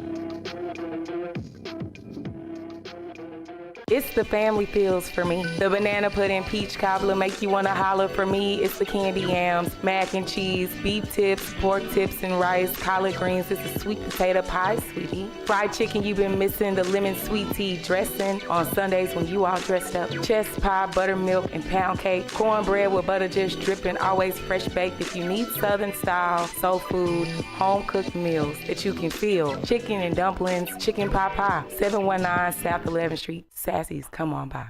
NSJ Event Co., one of the premier event designers in Central Texas and a Centex Sports Network supporter. Voted Waco Awards Event Planner of the Year 2021, NSJ Event Co. is your go-to source for event planning. Whether it's your next baby shower, birthday bash, wedding, or retirement party, NSJ Event Co. will bring out the elegance, class, and style your event deserves. Call NSJ Event Co. at the number on the screen or scan the QR code to schedule a free consultation. NSJ Event Co., where the party lady takes care of all your event needs. Central Texas home for sports. It's Centex Sports Network and Infinity Sports. Catch all your in-depth sports analysis with the best. The hottest sports show. 200 Centex Primetime, hosted by Jalen Gillis. Act like y'all. Weekdays 5 to 7. This is the Central Texas #1 leader in sports. Centex Sports Network. That's right, sports. Infinity Sports. Holy what is that? It's time to get in the game. You know what time it is. Tune in to Primetime Sports Talk with Jalen Gillis. To me, you are nothing. Your go-to source for breaking sports news in Central Texas and exclusive Dallas Cowboys coverage. Well, start it up. Let's go. Catch us Monday through Thursday from 5 to 7 p.m. on the Centex Sports Network and Infinity Sports. What is going on, everybody? Welcome back into Centex Prime Time. I am your host, Jalen Gillis, as we are here in hour number 2 of Centex Prime Time. As always, want to thank everybody for tuning in with me, not only today, but all week long. You want to be able to watch this content 5 to 7 weekdays. Make sure you go over to Centex Sports Network on YouTube /Centex Sports TV. Go on there and you can check this out. Weekdays, 5 to 7 p.m. If you want to be able to listen to this, download the app, Centex Sports 1, on your mobile device, and you will be able to listen to this on Infinity Sports Radio, Central Texas. Just got done talking about in hour number 1, the NFC East teams. Steelers getting the win, and we got to talk a little bit of NBA as well. Still joined in here by Kyrell Gibson. Also joining us in studio now, we've got the main man, Mr. Rocky Miller. Rocky, what's going on? Hey, what's up? What's up? Hey, man, I love that track. Can we still listen to that, man? Hey, never gets old. Listen to that? Never gets old. Never gets old. Shout out to the Notorious. Oh, yeah, the Notorious. Notorious, man. I guess since he the featured artist on the track, man, we can't really talk about who produced it, but and the record label. But yeah, we're gonna leave Baby Boy out of this, and we'll talk about the Notorious. Celebrate Biggie on this one. No, for sure. And folk. we'll get to hear it. As I try to do in my intro, it's kind of become just a theme kind of when we come in here. Notorious B.I.G., man. You just can't miss that beat. And it definitely gets the people going each time. Here in hour number 2, folks, we always like to do a couple quick takes, man. First off, I got to give the bad news first. Stephon Diggs has torn his ACL, man, and is out for the season for my Texans. We're already down Nico Collins. Now, Stephon Diggs is out for the season as well. We just received that news that he's going to be out. Hopefully, Nico Collins gets back quick so we don't have to see Robert Woods running go routes and stuff like that. Nobody wants to see that. So I'm interested to see if they'll go out there and maybe try to get some help either in the free agent market or might got a couple minutes left in the trade deadline as well. And in the trade deadline, we've seen a guy that Kyrell, you talked about earlier in the year, somebody that maybe the Cowboys should have tried to target, and Deontay Johnson is now on his way to Baltimore, back to the AFC North, getting out of Carolina. I know he's got to be happy about that. And going to a contender in the Baltimore Ravens, I think that gives them just a little bit of an extra boost going into the latter part of their season, man. The second half of the season, they get more receiver help to this offense that's already playing good. Now, I think that the front office said, hey, we got to do something. We just lost to the Browns. The Browns are 2-6, and we lost to them, even though they got, who I said, the greatest pregame speech giver of all time, and Jameis Winston. Even though they had him at quarterback, we just went out there and lost to them. We can't do that. So they went and got some help, traded for Deontay Johnson, gives Lamar even more weapons to go along with Zay Flowers and Mark Andrews, Isaiah Likely, Nelson Aguilar, and, of course, Derrick Henry, who's leading the league in rushing. Kyrie, I'll start with you, man. What do you think about this trade for Deontay Johnson and the Ravens? You know, so I'm for that. Yeah, I'm happy he went to the Ravens at least, but you know, just to put it back on the Cowboys real quick. It's gonna cost an arm and a leg, huh? A 5th and 6th round pick gets you Deontay Johnson, bro. And Jerry and Steven and that whole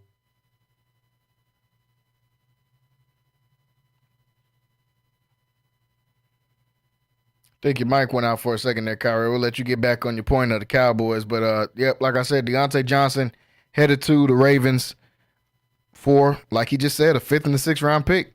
Didn't cost much for them to be able to go out there and do it. Rocky, what you think about this trade, them going and getting Deontay Johnson from the Panthers? Well, I think they needed to do something because on the straight drop back game, it always seemed like Lamar had to play hero ball to get somebody open. But you're not putting hold on real quick, Kyra. Let Rocky finish his thought. Your mic was going in and out. I'm gonna let Rocky go and we'll come back to it. It seems like in the straight drop back game, Lamar was having to play hero ball in order to get somebody open. Deontay Johnson is a proven wide receiver. He's great against press coverage. He provides somewhat of a speed home run threat, what they've been looking for some time now. And, I think he'll be another weapon to an already potent offense. Yeah. What I really think Baltimore needs is a pass rush. And so I don't know how ultimately it makes them – it doesn't move them in the power rankings very much because it doesn't give them what they need to improve on, which is providing more help on the pass rush, and then also maybe some help in the secondary. But I think it does make them a more potent offense, and in a situation where they may have to be in a shootout, which they probably will be once they get to the playoffs, because that's how they're going to have to win. They're going to have to win with their offense if they are going to win. And so this gives them a more potent offense and gives them some insurance moving forward, because I think they have a wide receiver I'm trying to think of the wide receiver they have that's injured. On the Ravens? That should be coming back. Was it Aguilar? Was he the one that hurt, or might have been somebody else? I can't remember. But I thought they had somebody hurt that's supposed to be coming back. But I think it makes them better at the wide receiver position. No, for sure. It definitely helps them at the receiver spot, and Zay Flowers been doing a good job. out there for them. And was it Bateman that missed some games, or maybe one of them that missed some time? And you add them in that trio of receivers, and to go with that duo of tight ends with Isaiah Likely as well out there as well with Mark Andrews. I mean, it definitely bolsters their point. But Kyra, go back to your point you were making about the Cowboys not executing on getting that trade. Yeah, man. It's just pathetic. Like the price is what gets me, man. It's 5th and the 6th, right? Yeah, I believe so. Yeah, so that stings, man. That just stings. It just tells me that exactly what I suspected, man. The Joneses are done with everybody in this situation and are gonna let the team be what it be. They're gonna keep selling us this crap, man. So Dak clearly, like, we can get on Dak. This is his worst season playing football. And as much as we want to, we can get on him, man. But the fact that nobody's open and nobody's getting open. Like, all these throws are tight window throws, and he's not that quarterback, and he doesn't have those receivers. I mean, but it's not even about being that quarterback. Patrick Mahomes hasn't looked like Patrick Mahomes in 2 years, honestly, as far as like just the numbers wise. I mean, he still makes the occasional play. That's how he has entered greatness, but because he makes the play that counts. But as far as the 500 yards, 450 yards, lighting defenses up, that Mahomes hasn't been seen since Tyreek Hill left. So receivers are needed, and for this franchise to act like that's just a thing that just can't be done is just really disheartening, man. And it's just like, yeah, why root for a team that's not going to try to win? So. Well, Kyrell, let's be honest. As Cowboy fans, this is something that we have to accept. Currently, as I sit here today, they have $24.6 million in cap space, right, for this season, right? There is a whole wide receiver room you could buy for $26 million. For $22 million. So we're not talking. They're not making moves, because there's some restriction to their finances. They're not making moves because they don't want to make moves. And again, this is what I believe. I believe they're saying, hey, Dak, you asked for this, you deal with it, right? You deal with it. And so this is what we live with as Cowboy fans. At the end of the day, it's to, in my opinion, it's to somehow sour the relationship between the fans and Dak. I don't think it's a good strategy for the Joneses, in my opinion, because at the end of the day, Jerry Jones is the one who has always made the Cowboys brand supposedly about winning. And if it's truly about winning, we would have brought in a number 2 wide receiver with more than 5 catches in the NFL. Like this is no shot on Tolbert, no shot on the other wide receiver, Brooks. These guys are just not proven NFL wide receivers. And when you go into a season with and expected to contend for a division title, you can't go in with one dominant wide receiver and then a bunch of guys who hadn't played very much at all in the NFL. For that matter, just think about this. The guy who caught the Hail Mary was once a Dallas Cowboy, and whenever he got in the game, he produced. Noah Brown. Is just that he had some more experienced guys in front of him. Now that those guys are no longer available, did we even make an effort to try to keep him on the roster? Understand if he don't drop that ball against Jacksonville and it get popped up in the air and they take it the other way for 6, he's still on this football team. He did too much. He was a blocker. He was a special teams guy. special teams guy. He could run all your routes he needed to. Just as good as Jalen Tolbert or Jalen Brooks. If those guys, I'm serious, man. If these guys were in the CFL, nobody would blink an eye. It wouldn't count like, hey, we would just keep it moving. Nobody's going. They're not getting picked up. They're not getting called up for nothing. So it's even if we go get a guy like Cedric Wilson, who's now, I saw him this weekend playing for another team. He's no longer with the Dolphins, but he was a guy that down the stretch a couple years ago played really well for us when CD or Amari was hurt. Saints. You're on the Saints now. Yeah. And we let the guy walk. Yeah. This situation with this wide receivers is unconscionable. The situation on defense, though, is in large part due to injury. So I can't really blame Jerry Jones or even Zim for that. Like, they're playing with injuries.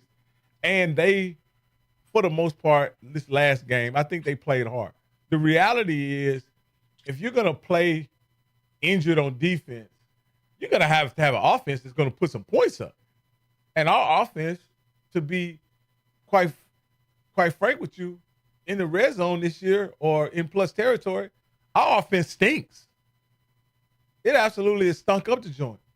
We used to have the threat of the tight end going up the seam when we get in plus territory. We don't even have that anymore. I don't know if Ferguson can't get open or it's just not, or everybody's on to it now, because that's what we used to do. And look at this, guys. When you talk about the Cowboys, is there a worse quarterback in plus territory right now than Dak Prescott? Not too many. Like going in the end zone, how many interceptions has he thrown the last 2 years? He's thrown a ton of interceptions. Yeah. In the red zone. How many interceptions has he thrown forcing the ball to CeeDee Lamb? Like, what? Again, some of this is on the lack of wide receivers, right? But at the end of the day, as a quarterback, the ball is in your hand. You have to protect it.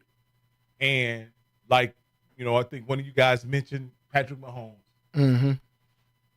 You have to figure out a way to make a play as a quarterback, especially as a $60 million a year quarterback. Yeah, and I saw guys on ESPN this morning. I guess the topic came up on First Take and Get Up on there, and I seen Jeff Saturday and I think it was Dominique Foxworth getting on to Stephen A. saying you're wrong for blaming stuff on Dak. He doesn't have a running game. It's not his fault they don't run the ball. It's not his fault they don't stop the run. And Shannon Sharp and Stephen A. were just saying that's true, but you also don't have to, like you just said, turn the ball over in the red zone. You also, when you're making $60 million, they were saying you can't hold him to a standard because he makes $60 million. I think you can hold somebody to a standard because you make $60 million, in my opinion. The economics of football dictates that he makes it. We've had this conversation. Yeah, for sure. The economics of football makes it where he makes $60 million. Mm-hmm. It's not a direct reflection of his ability. It's the economics of football, right? Yeah. The owners have agreed to this structure of football. It keeps every other position salary manageable. Yeah. Right? And they've said we're going to play, instead of paying 10 guys $20 million, we're going to pay one guy $60 million. That saves us, $40 million over the course of a year. Yeah. Right? But what ends up happening in those situations is this, that you have a guy like Dak and he's making $60 million. The money for people who don't understand football, the expectations go with the money. Mm-hmm. You know what I mean? Give me a scenario as a Cowboy fan, the last 8 years where it's all been on Dak's shoulders and he's delivered. I'll wait. You're not going to find one. You're not going to find one. Can you give me a scenario, Kyrell? Of when Dak had... It's all been on his shoulders and he's delivered. Late in the game? I'm talking about in any situation you want to cherry pick. Yeah. He's definitely won games from like fourth quarter drives and stuff. No. Okay. All right. This is what I'm saying. It's all on his shoulders. He's not a guy that you put it all on his shoulders and he delivers. That's not who he is as a player. That's not who he was as a rookie. That's not who he is now.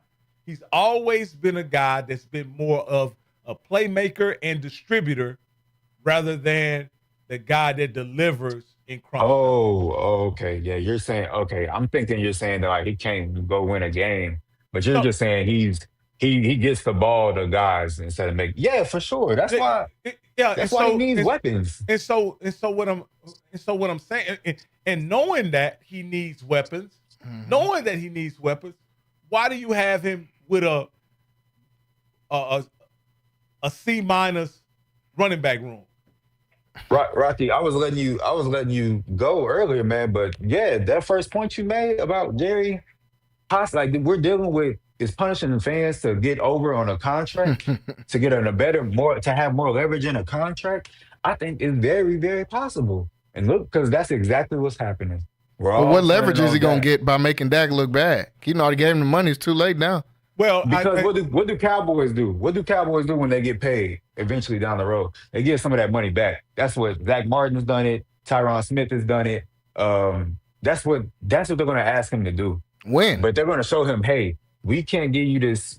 Probably at the end of the season. Probably they're going to ask him to get some of this money back too. Dak ain't giving no money back. Probably 3-4 years into the deal. This is where I say, it gets kind of hairy in this regard. Dak has 200 guaranteed.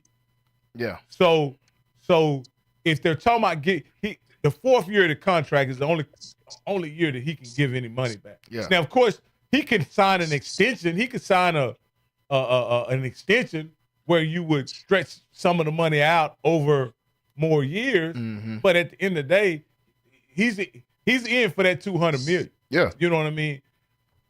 What I'm saying to Dak is that they pay him the money, right? Mm-hmm. And in exchange for the money, Jerry says, you go out and do it on your own with no help, and let's see what happens. Because we asked you to give us a hometown discount. We asked you to give us a little more leverage with the salary cap. We asked you to, work with us financially, and you and your agent said no.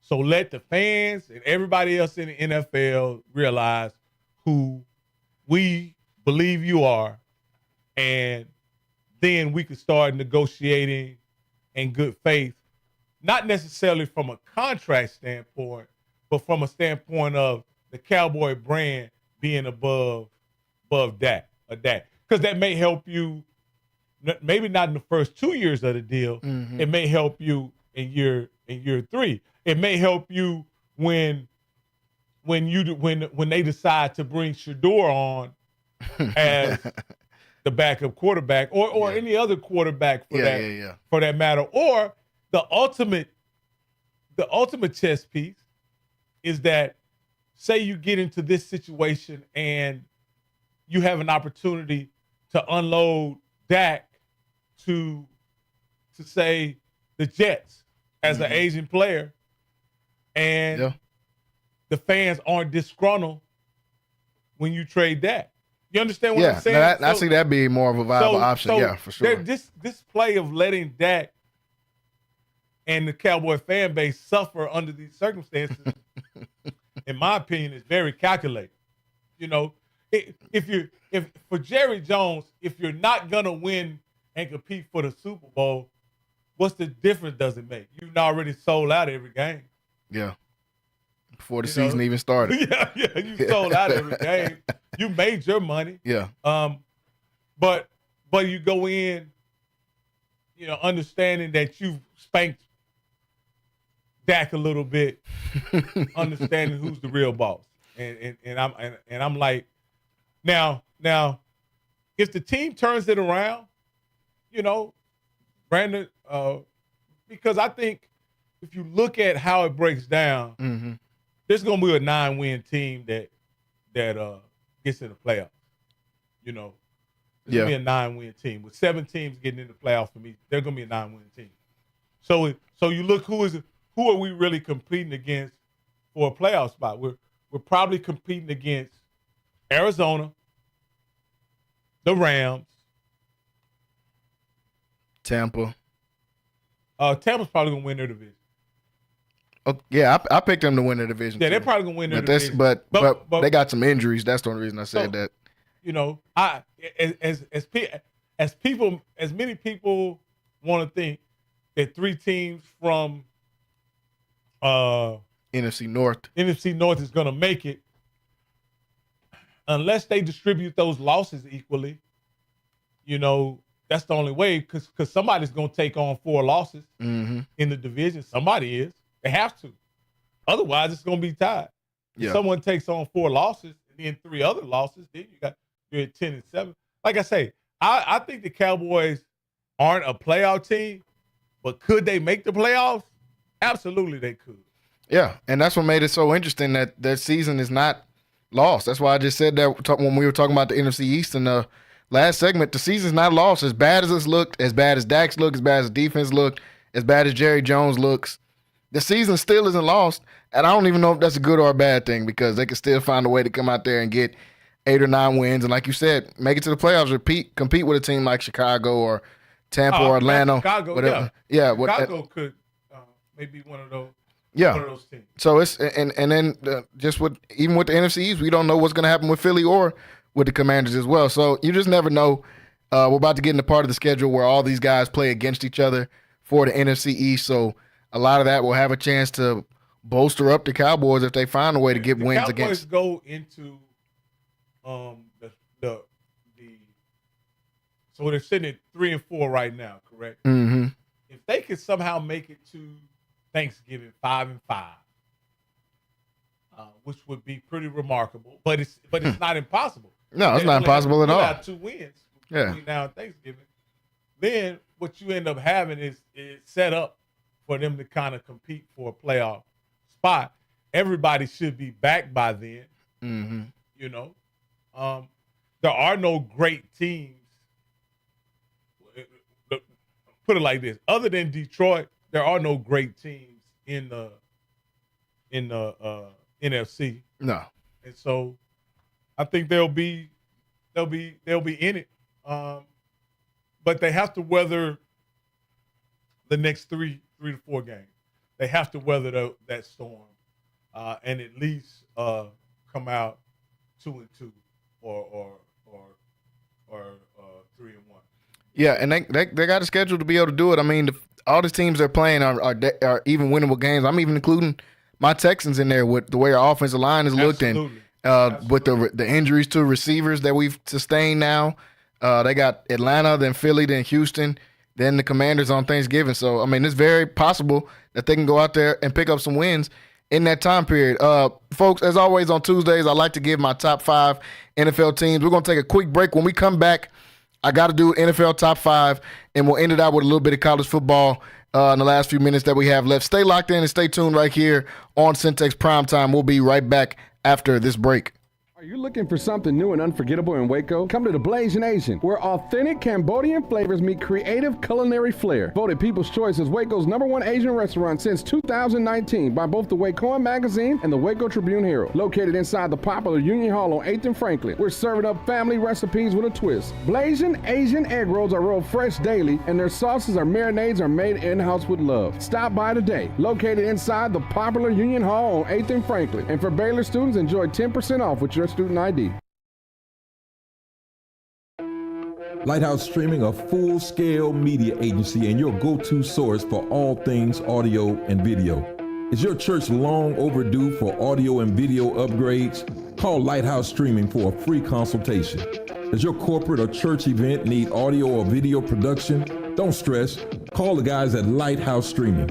In business since 2017, Lighthouse Streaming has produced hundreds of live events and completed dozens of church and venue installations.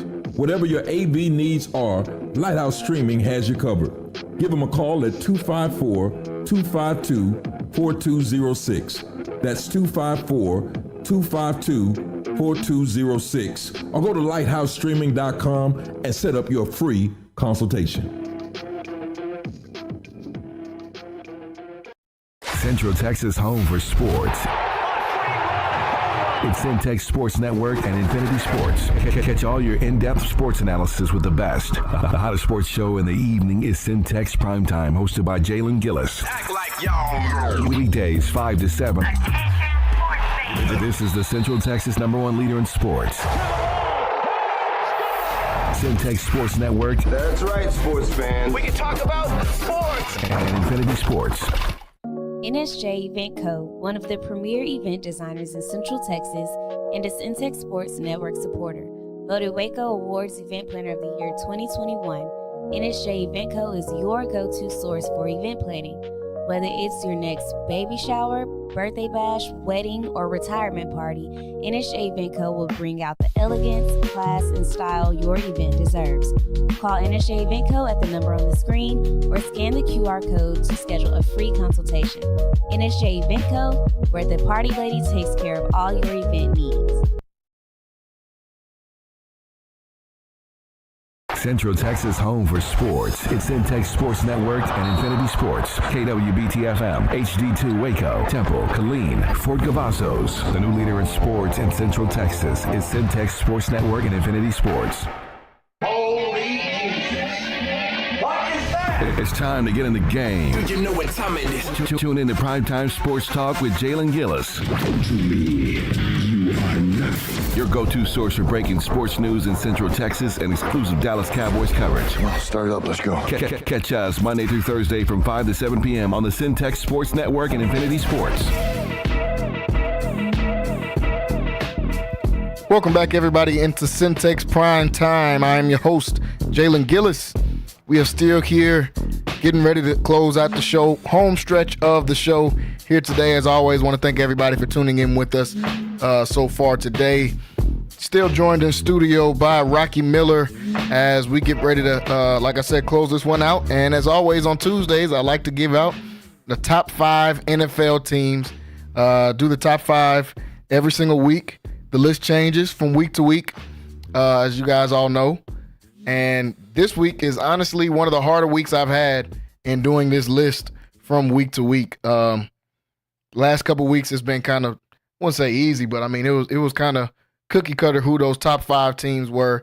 I guess you could say, maybe besides that 5th one. But now with Baltimore going and losing against Jameis Winston, and Minnesota losing to the Rams, and the Texans sustaining the injuries that they have, I mean this is one of the harder weeks I've had, at least putting together this list. So obviously I'll start at number 1.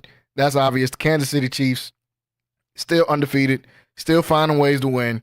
Played a tough game against the Las Vegas Raiders, which they always do, especially since Antonio Pierce has been the coach. They always seem to play the Chiefs super tough. Found a way to pull that game out. And that one, now they got D-Hop on the team too as well. There's only undefeated team left in football. Obviously, they're sitting at number 1 still in my eyes. At number 2, for the last 3 weeks, I think I've had Baltimore in this spot. I got to bump Detroit up. Baltimore not only losing, Detroit looking good like they have the last few weeks. They got, obviously, we talked about it, the huge win over the Cowboys. They go out there and get a big win against the Vikings as well, a division opponent, and a team that I had in the top 5 as well. Then they go out and just completely destroy the Tennessee Titans. I think they had like 5 different guys score in that game. It don't matter who you had. If you took anybody in a parlay from Detroit, outside of maybe Jared Goff in yards, you found a way to get a dub. I mean, Montgomery scored, Gibbs scored, Laporta, Khalif Raymond got in the end zone, Amon-Ra got in the end zone, and Brock Wright got in the end zone. I mean, they had 6 different guys score. They completely blew out an NFL team, and Jared Goff threw for 85 yards. 3 touchdowns in that win as well. I got Detroit sitting at number 2, man. They're really playing some great football right now. At number 3, I got the Baltimore Ravens. Yeah, they lost to Cleveland. Yeah, they lost to Jameis Winston and the Browns. And no, that is not a good loss to go out there and lose to them. Even though I said way earlier in the season, put Jameis Winston in the game, and you're going to have this team competing to be able to win more games than you will with Deshaun Watson. Now with Deshaun Watson being injured out there, they still didn't want to play Jameis Winston. They let the young guy get out there and try it. He wasn't any good. This week they started Jameis Winston. Jameis goes out there and leads them to a win over one of the better teams in the league. I still got Baltimore number 3, though. I still think that they're a great team. They had a chance to win that game. Kyle Hamilton had a pick in his arms, took off running, and then somehow dropped the ball that would have essentially ended the game. The very next play, Jameis Winston throws a game-winning touchdown. So I still got Baltimore in there, even though they just took another bad loss. Now that's 2 bad losses. You got one to the Raiders, and you got one to the Browns too, even though those are both very winnable games. At number 4, I got the Buffalo Bills. Buffalo's got a better record than Baltimore does, but Baltimore beat the brakes off of Buffalo a couple weeks ago, and I ain't going to forget that happened. Buffalo was looking really good, though. Amari Cooper adds another dimension to this team, something that they needed. I think in the 2 losses that they have, it showed that they needed a number 1 receiver bad, and Amari Cooper has stepped in, and he is that for this Buffalo team. They come out and stomp the Seahawks, honestly, and the Seahawks are one of those fringe playoff teams. We're trying to see, are the Seahawks bad or they got a chance to be good? And Buffalo came out there and stomped all over them, man, and they're playing good football. James Cook played good, 111 yards, 2 touchdowns in that game as well. Amari Cooper didn't get much action, but they didn't need it. Khalil Shakur played good. Keon Coleman played good, got a touchdown and 70 yards in that game. I got Buffalo number 4. Now, at number 5, this was the hardest one for me to pick. I went multiple different ways with this. Obviously, I wanted to put my Texans in there at the 5th spot. But with that injury to Stephon Diggs, man, and the way that the offensive line is playing, it's playing terrible. That's going to get us beat. And I'm a fan, like I said always, but I'm always going to be objective. That's what's going to get us beat. Our O-line cannot play the way that they've been playing the last couple of weeks. We should have blown out the Colts, but we didn't because we can't stop a pass rush right now. C.J. Stroud is getting hit every play back there. Anytime a quarterback goes 2 for 15 in the first half, you should be blowing them out. And we ended up getting the win, but it should have been a blowout over the Colts. So I couldn't put Houston in there. I thought about putting somebody like Atlanta in there. They picked up a good win as well. But I'm never going to be a believer in Kirk Cousins like that, even though he had a good win. Thought about the Commanders after getting their win on the Hail Mary, but I'm not sold on the Commanders just yet. Still, I'm just not sold on them as far as being a top 5 team where they go and get wins in the playoffs. So really, it comes down to, in my opinion, Pittsburgh and Philly for that last spot. And in my opinion, I'll give Philly that spot over the Pittsburgh Steelers. Even though the Pittsburgh Steelers are playing great football, I just think this is their ceiling. Where they're playing right now is probably as good as they're going to play. Russell Wilson, yeah, he brings a different dimension. We talked about him in hour number 1 than Justin Fields. He definitely stretches the field for them. But I feel like this offense can easily be stopped. And their defense, even in a win last night, you give up 150 yards to a random running back, Tyrone Tracy, and you give up 260 to Daniel Jones. I think you can be beat. I'll take Philly in that spot, man. I think Philly is starting to hit their stride at the right time.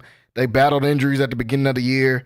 But outside of maybe the Cowboys, they got a pretty cake schedule. The Cowboys and the Ravens, they got a pretty cake schedule moving forward in the season. So I think they're going to pick up even more wins as they go throughout the season. So I'm going to throw Philly in that spot, man. When you get Smitty back, you get A.J. Brown back, Saquon Barkley, the second best back in the league right now, just behind Derrick Henry, in my opinion. And if Jalen Hurts just doesn't turn the ball over, which he's done the last couple weeks, this team can be good. They went out there and got a good win against the Cincinnati team that was starting to play good on offense. Their defense played better against the Cincinnati team that I thought was going to put up some crazy numbers on them, because Cincinnati's been putting up good offensive numbers on a lot of teams. But the defense played better in that game, got some pivotal stops in that game when I was watching that. So I got Philly in my 5th spot. So, Rocky, I'll let you go ahead and start taking apart this list, man. I got Kansas City 1, Detroit 2, Baltimore 3, Buffalo 4, and Philly at 5. Wow.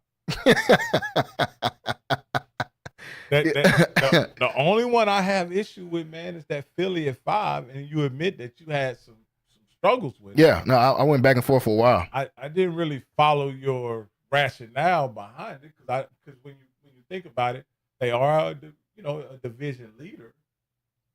But when you think about teams that are,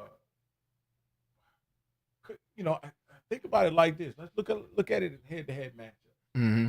Could Philly really beat Green Bay? That's the same thing I was thinking. Could Philly really beat? And in my opinion, Minnesota. Oh yeah, I think Philly could beat Minnesota. Okay. I think Philly could beat. I think Minnesota's run is starting to come to an end. Tampa Bay and Philly. I got Philly winning that one. Buccaneers beat them in that one, but that's when everybody was hurt for Philly. I think Philly could win that one. Okay.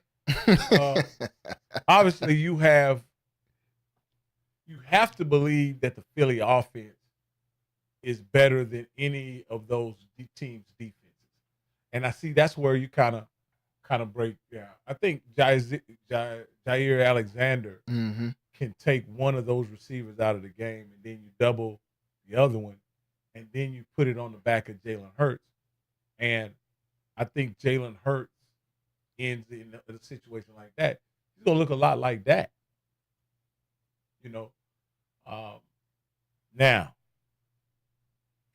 what really makes me want to agree with you is that there's not many teams that is multifaceted as Philly. Yeah. And when you look at Philly, their ability to deploy Saquon Barkley at running back, the two dynamic wide receivers, a more than serviceable tight end. Oh yeah.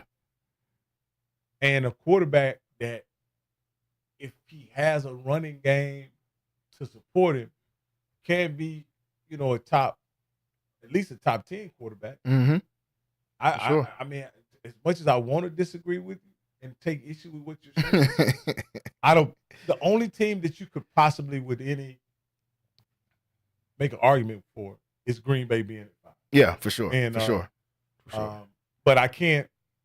But you say that, and you can always tell me, hey, there's no guarantee Jordan Love is going to show up for and they got a head-to-head at the first game of the season too. They got the head-to-head win when both teams had everybody healthy. That's probably the only time both of them had everybody healthy. And Eagles came out with a narrow win in that one, even with Jalen Hurts playing bad. Yeah. And he played bad in that game, and they still found a way to come out with a win, 34-29. So that's the only reason I gave him an edge on the Packers, but I like the Packers too, man. I mean, it's multiple teams you could have won winning that fifth spot. It's not a wrong answer in my opinion. Now let's look over at the AFC.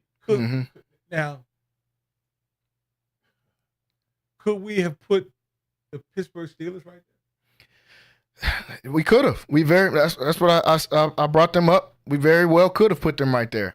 But like I said, I just think this is probably as good as football as they're going to play, in my opinion. I don't see the offense just getting way better than what it is right now. And their defense, even though they have closers like a TJ Watt, and they got some good guys like Minka Fitzpatrick, still has their deficiencies on the defensive side. Here's the troubling scenario with if I were in the AFC. Mm-hmm. Right? On the right night, under the wrong conditions, I think Pittsburgh can beat anybody. Anybody. Any team in the AFC, including Kansas City. Yeah. So that's what makes Pittsburgh really dangerous. I see them being in a situation where if it's a snowy, windy night, and they go to Buffalo, or no matter where the game is. Now, if it's partly cloudy, 75 degrees, whatever, I think Patrick Mahomes kind of gives you the edge under that situation. Mm-hmm. But if it's a windy, cold, wet, kind of neutralizes the passing game. Yeah. And it's just about defense and running the football. I don't see how you can, give anybody you got to give the Steelers a chance. So them having a chance against everybody. Everybody. If I had to really say, if I had to really put it,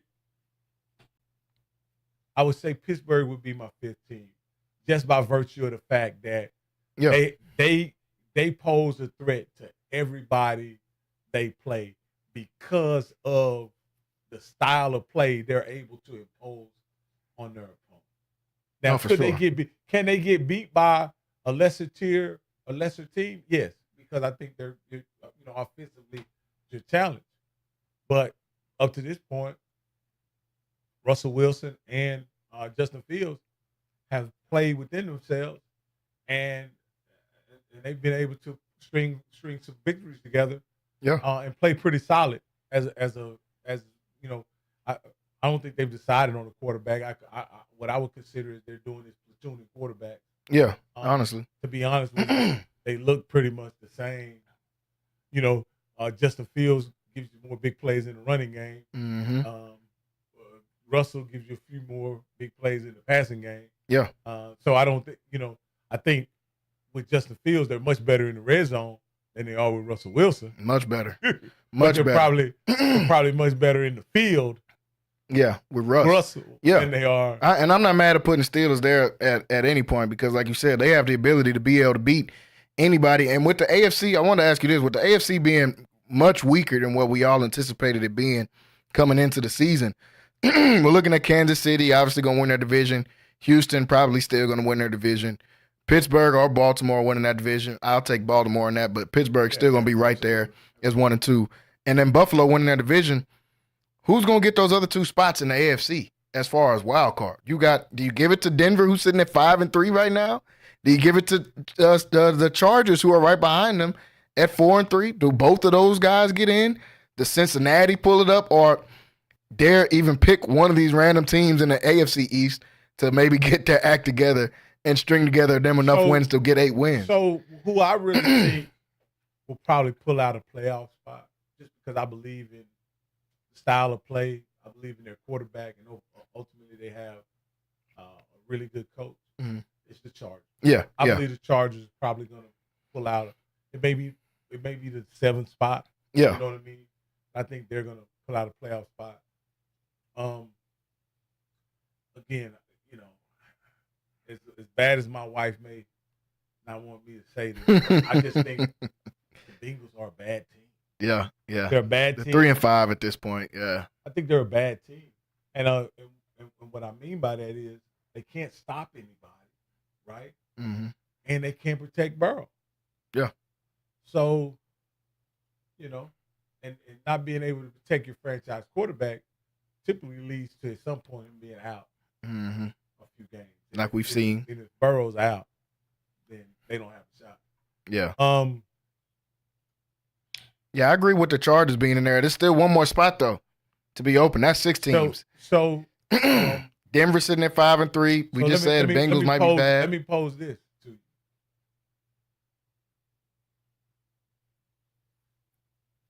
Do the Jets or Miami? I hate going down that road, but I feel like, in my opinion, it just got to be one of them. It's just got to be one of them. And if I got to pick one of them, if I got to pick one of them, I got to pick Miami, man. New York is too messy. It's just too much going on Too noisy. Way too noisy, just way too messy. As bad as the Dolphins have been, the Jets have been so messy that it's let the Dolphins just kind of sweep under the rug, and no one's talking about how bad of a job Mike McDaniels has done this year with this team, now sitting at 2 and 5. They've kind of just found a way to just go under the radar. But like you say, they have the ability to get in, so let's count them up. If we could, we could pencil in the Kansas City. Yep, that's 1. Pencil in Buffalo. It's 2. Let's go ahead and probably pencil in Baltimore. Yeah, that's 3. Right? And Pittsburgh for that. Yeah, for sure. Both of them. That's 4. Okay. So then we let's go out west, and we can. Houston's gonna win the South too. Yeah. So that's Houston, 5. That's 5. And then I got 2 wild cards. And then you say Denver, the Chargers, the Jets, and Miami. Mm-hmm. Now, again, the only reason why we putting the Jets in Miami is because of the quarterbacks and the recent history of those teams. Yeah. Well, quarterbacks for Miami. the Jets. Yeah. And the recent history of Miami. Mm-hmm. Now, and how bad the rest of the league is. Yeah. But could the Bengals get their stuff together? They only got 5 losses. It's crazy saying only, but but they still have to play a lot of games in their division. Yeah, they're going to play, and they have to play the Bengals. They have to play the Steelers. They have to play, even. Still got the Steelers twice. Still got the Browns once and Baltimore once. That's pretty tough. Indy's at 4-4. If they bench Anthony Richardson and put in Joe Flacco, they're not completely out of getting that spot. Now, to me, that I don't know what they're trying to do. I don't know either. I don't. Now, they must. Okay, so here's the deal. They've created a narrative that the kid asked to come out the game because he was tired. Mm-hmm. Playing him like a stinking running back. Yeah, that's why he's tired. That's why he's tired. He's not playing traditional quarterback. Now, are y'all as a staff frustrated with being limited what you can call on your offense? I think this is the kind of move that destroys a kid's confidence. Yeah. You go to an old rickety dude that's not going to help you win long term. This guy, even if he gets you to compete in the playoffs, he's going to play a good team with a good pass rush. He's going to match those guys up against the Steelers. He gets annihilated. Match those guys up against anybody. Yeah. Even against you match him up against a team like the Chargers. Yeah. He gets annihilated. Yeah. Now, if you don't have a pass rush and he gets to sit up there like a Statue of Liberty, absolutely. He'll be and he may be a formidable matchup for a team like Baltimore because Baltimore doesn't have a rush or whatever. Mm-hmm. And he may be able to put some things together, but eventually it'll run out. It'll run out. We saw it last year. Yeah. We saw him in a situation where I think he threw 3 interceptions. Yeah. Once they got to the playoffs. Yeah, it got blown out. So with that being your future, what your future, why not spend more time, either developing the quarterback or developing a system that your quarterback can play because they are putting points on the board. Some kind of way, yeah. Yeah, they are putting points on the board. I mean, they put up 20. Yeah. On the Texans. Yeah, and the Texans have a pretty formidable defense. He went 10 for 32, but they somehow scored 20 points. I mean, because he's, if you look, what was the rushing yards like? 6 carries, 45 yards, 7 yards a carry, 7.5 yards a carry. The team rushing. 160, 163. Yeah. Yeah, that's in the NFL, that's a pretty. Yeah. You can control a lot with 106. I wish the Cowboys would get one. Yeah. Well, they got. I don't want them to put Dak in a situation where he got to run for 45. But yeah. No. No, I get what you mean. Yeah. Jonathan Taylor still had 105. Yeah. If you're getting that kind of production, now what happens when you put Flacco in? Now get to play you honest. Mm-hmm. Now is Jonathan Taylor going to get 105? Mm-mm. I don't think so. I don't think so either. Yeah, it's tough. It's tough. The AFC right now is literally upside down from what we thought it would be. We thought it was going to be a lot tougher, especially with the amount of quarterbacks that are in the AFC. But we've seen a lot of quarterbacks playing bad football. Tua, Aaron Rodgers, Joe Burrow, Trevor Lawrence, we get on Dak about making 60. Trevor Lawrence making 55, 57. He right there too. And they're sitting at 2-6. So the AFC is upside down. Before we get off of here, I want to touch on just a little bit of college football. Yesterday, we got to talk about it. So I want to get your opinion on it, Rocky, before we get off here. Texas, man, the University of Texas, they go out there and barely scrape out a win against Vanderbilt last weekend. Quinn Ewers doesn't look – Alabama. Yeah, they did. Well, they did. Yeah, they did better than Alabama against them. Yeah, I can't say they didn't do that. And they squeak out a win against a Vanderbilt team that honestly turns out to be pretty decent. Quinn Ewers threw 2 picks, though, 3 touchdowns, 2 picks in this game. They're still sitting as a top 10 team in the nation, even though struggling. Does Texas have enough to be able to win a national championship? Because a few weeks ago, we thought this team was right there, and it still is. I mean, it's number 6 in the country. They didn't just fall off the face of the earth. But does Texas have enough to win a national championship, in your opinion, after what we've seen so far? Well, this year, of course, yes, they have enough to win a national championship. I think the Georgia game exposed some deficiencies that they have in the style of play. Not in talent, but in style of play. Yeah. Style of play that I think they should run is run a run dominant attack and allow Quinn Ewers to drop back and pass off of play action. And to be honest with you, they probably would be more formidable if they went to more of a zone read kind of attack with Arch Manning. Yeah. But again, I think defensively they're super solid. Oh yeah, they're super solid, and so they have enough to win the big games. This season is gonna be a long season for a lot of kids, man. You're in the dog days of the season now. I think everybody has played about 7 games. 7 to 8 games. Everybody's banged up a little bit. Yep.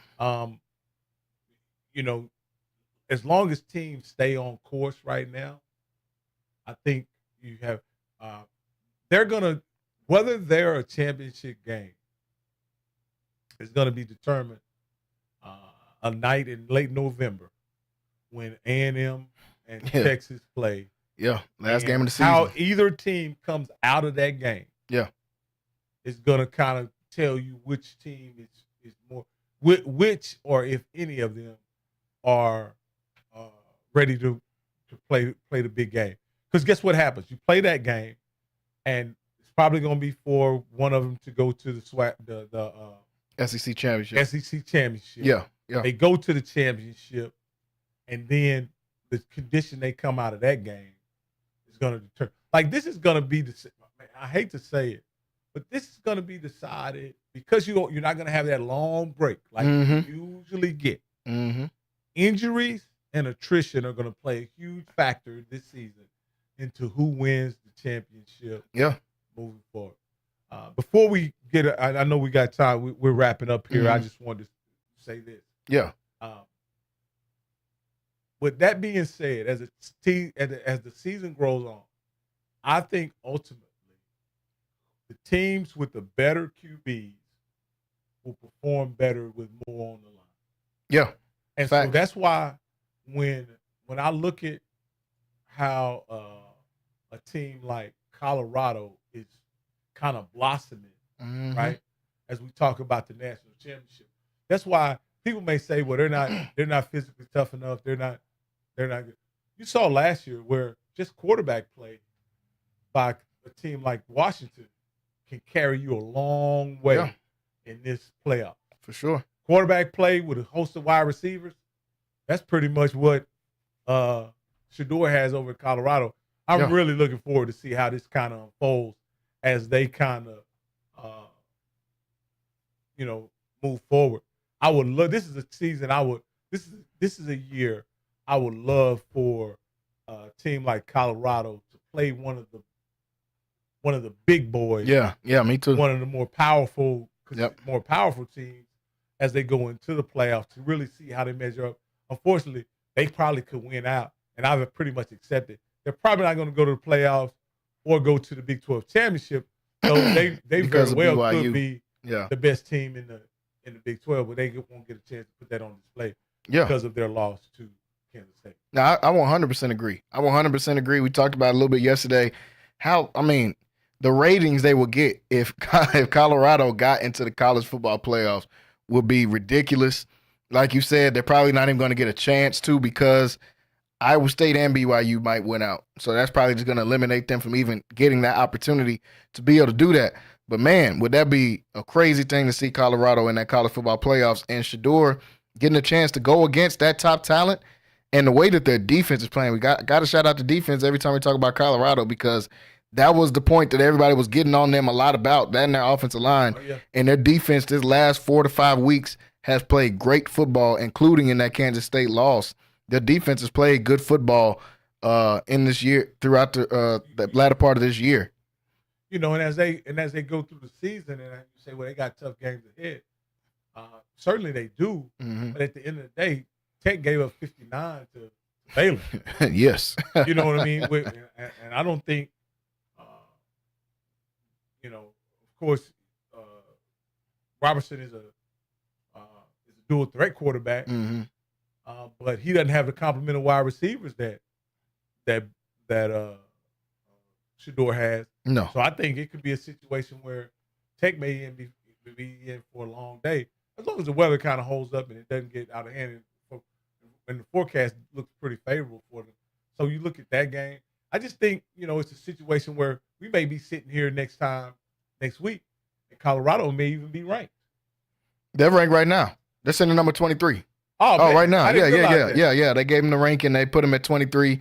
And I think Morton might still be hurt for Texas Tech. They're not sure. They're saying, game time decision. He didn't play in the second half against TCU in that game. So if he's not playing either, I think this should be a pretty favorable matchup for let me go Colorado. I want to – hold on. Yeah. You can go ahead and I'll look up the point spread. I think Colorado is almost this may not be true, but is Colorado undefeated against the point spread this year? I want to say I read that. Let's see. I think they might be. Let me look at their wins. Okay. They covered against North Dakota for sure. The only question, I don't know how much of an underdog they were against Nebraska. I think they might have lost against Nebraska. I think they were only like a 7-point underdog maybe, or something a little bit more than that against Nebraska, but they lost by 18. Okay, yeah. Nebraska. So outside of that, though, they covered obviously against Colorado. They covered against Baylor. They covered for sure against UCF. They covered against Kansas State. They were like a 7 or 10-point underdog against Kansas State, and they lost by 3. Definitely covered against Arizona, and they covered against Cincinnati in his last game. Yes. Winning 34-23. So yeah, they might be. I don't see a line right now for this game. Yeah, I'm looking for, and it's maybe because of the quarterback. Yeah, because Morton, the quarterback, they're holding the line. Yeah, I think that's what's going on. I think they're holding the line because they don't know what's going on with Morton. But yeah, that's a great point. Colorado is, outside of that Nebraska game, probably undefeated against the spread. And man, you hit it right on the head saying that they're going into form. They're blossoming at the right time. Well, okay. Well, they don't have Texas Tech next week. Who do they have? Because I thought they had Texas Tech. Sorry about that. Oh, maybe they got a bye. I think. Oh, they got a bye this week. Yeah. They got a bye this Texas week. Tech is the okay, next that's game, why. That's why. But it's a bye next week. Yeah. So that's why they don't got a line yet. Okay. So Morton might be back and all that by then, but I still got Colorado winning this game regardless. I think they're going to beat Utah. I definitely think they're going to beat Kansas, one of the most underachieving teams. To go with the most underachieving team in the Big 12, Oklahoma State, who I just watched get beat up by Baylor in real time last week as they came down here for Baylor's homecoming. Were you able to go to the game? Yeah, I got to watch it in real time. They got beat up by Baylor. So, man, they held Ollie Gordon to a decent game. He didn't really do much. And, man, shout out to Baylor for getting the win out there. Let me ask you this. I got a chance to watch him. The last game I watched completely, I watched the Utah game. Of course, I watched the BYU game, and then I watched the Colorado game. Was the last game I watched. Yeah. Has Baylor 785-9132 or has it been the opponents? It's just like mix of both. I don't want to say it too much. Baylor has improved most definitely. Robertson, I think, has found his stride, and they're comfortable with Robertson being the quarterback out there for him. But they did play Tech and Oklahoma State. They lost to BYU, who ended up being good. They lost to Iowa State, who's still undefeated, and they lost to Colorado. Those are the 3 games they dropped in a row. So it was Iowa State. It wasn't because they hadn't played Utah. No, they played Utah at the very beginning. Oh yeah. Okay. They played Utah at the very beginning. But it wasn't a conference game. It wasn't considered a conference game because that was already on the schedule before Utah came over into the conference. So wasn't considered a conference game in that. And in the conference games, the 3 losses they have turned out to all be 3 good teams. So we'll see. They got TCU this weekend. They're finally honoring the 2013, 2014 Big 12 championship team. So I definitely have to try to make that. Yeah, I got to try to make that one as well. And they got extra spots in there, man. Hey, we'll have to talk about that. They got extra spots in there. We need to see, can we get the full Centex Primetime crew in action? Some of my friends that played for Baylor over the years will be there too. So I think it'll be a fun game seeing them play TCU this weekend. Folks, we got to wrap up here today. HBCU Coaches Corner is coming up at 8 o'clock, so make sure you are ready for that. Tune in on YouTube as usual. We will be back tomorrow in studio live at 5 p.m. Thanks for watching, and make sure you hit that subscribe button. We will see you guys next time. Good night. Central Texas home for sports. It's Centex Sports Network and Infinity Sports. Catch all your in-depth sports analysis with the best. The hottest sports show in the evening is Centex Primetime, hosted by Jalen Gillis. Act like y'all. Weekdays 5 to 7. This is the Central Texas #1 leader in sports.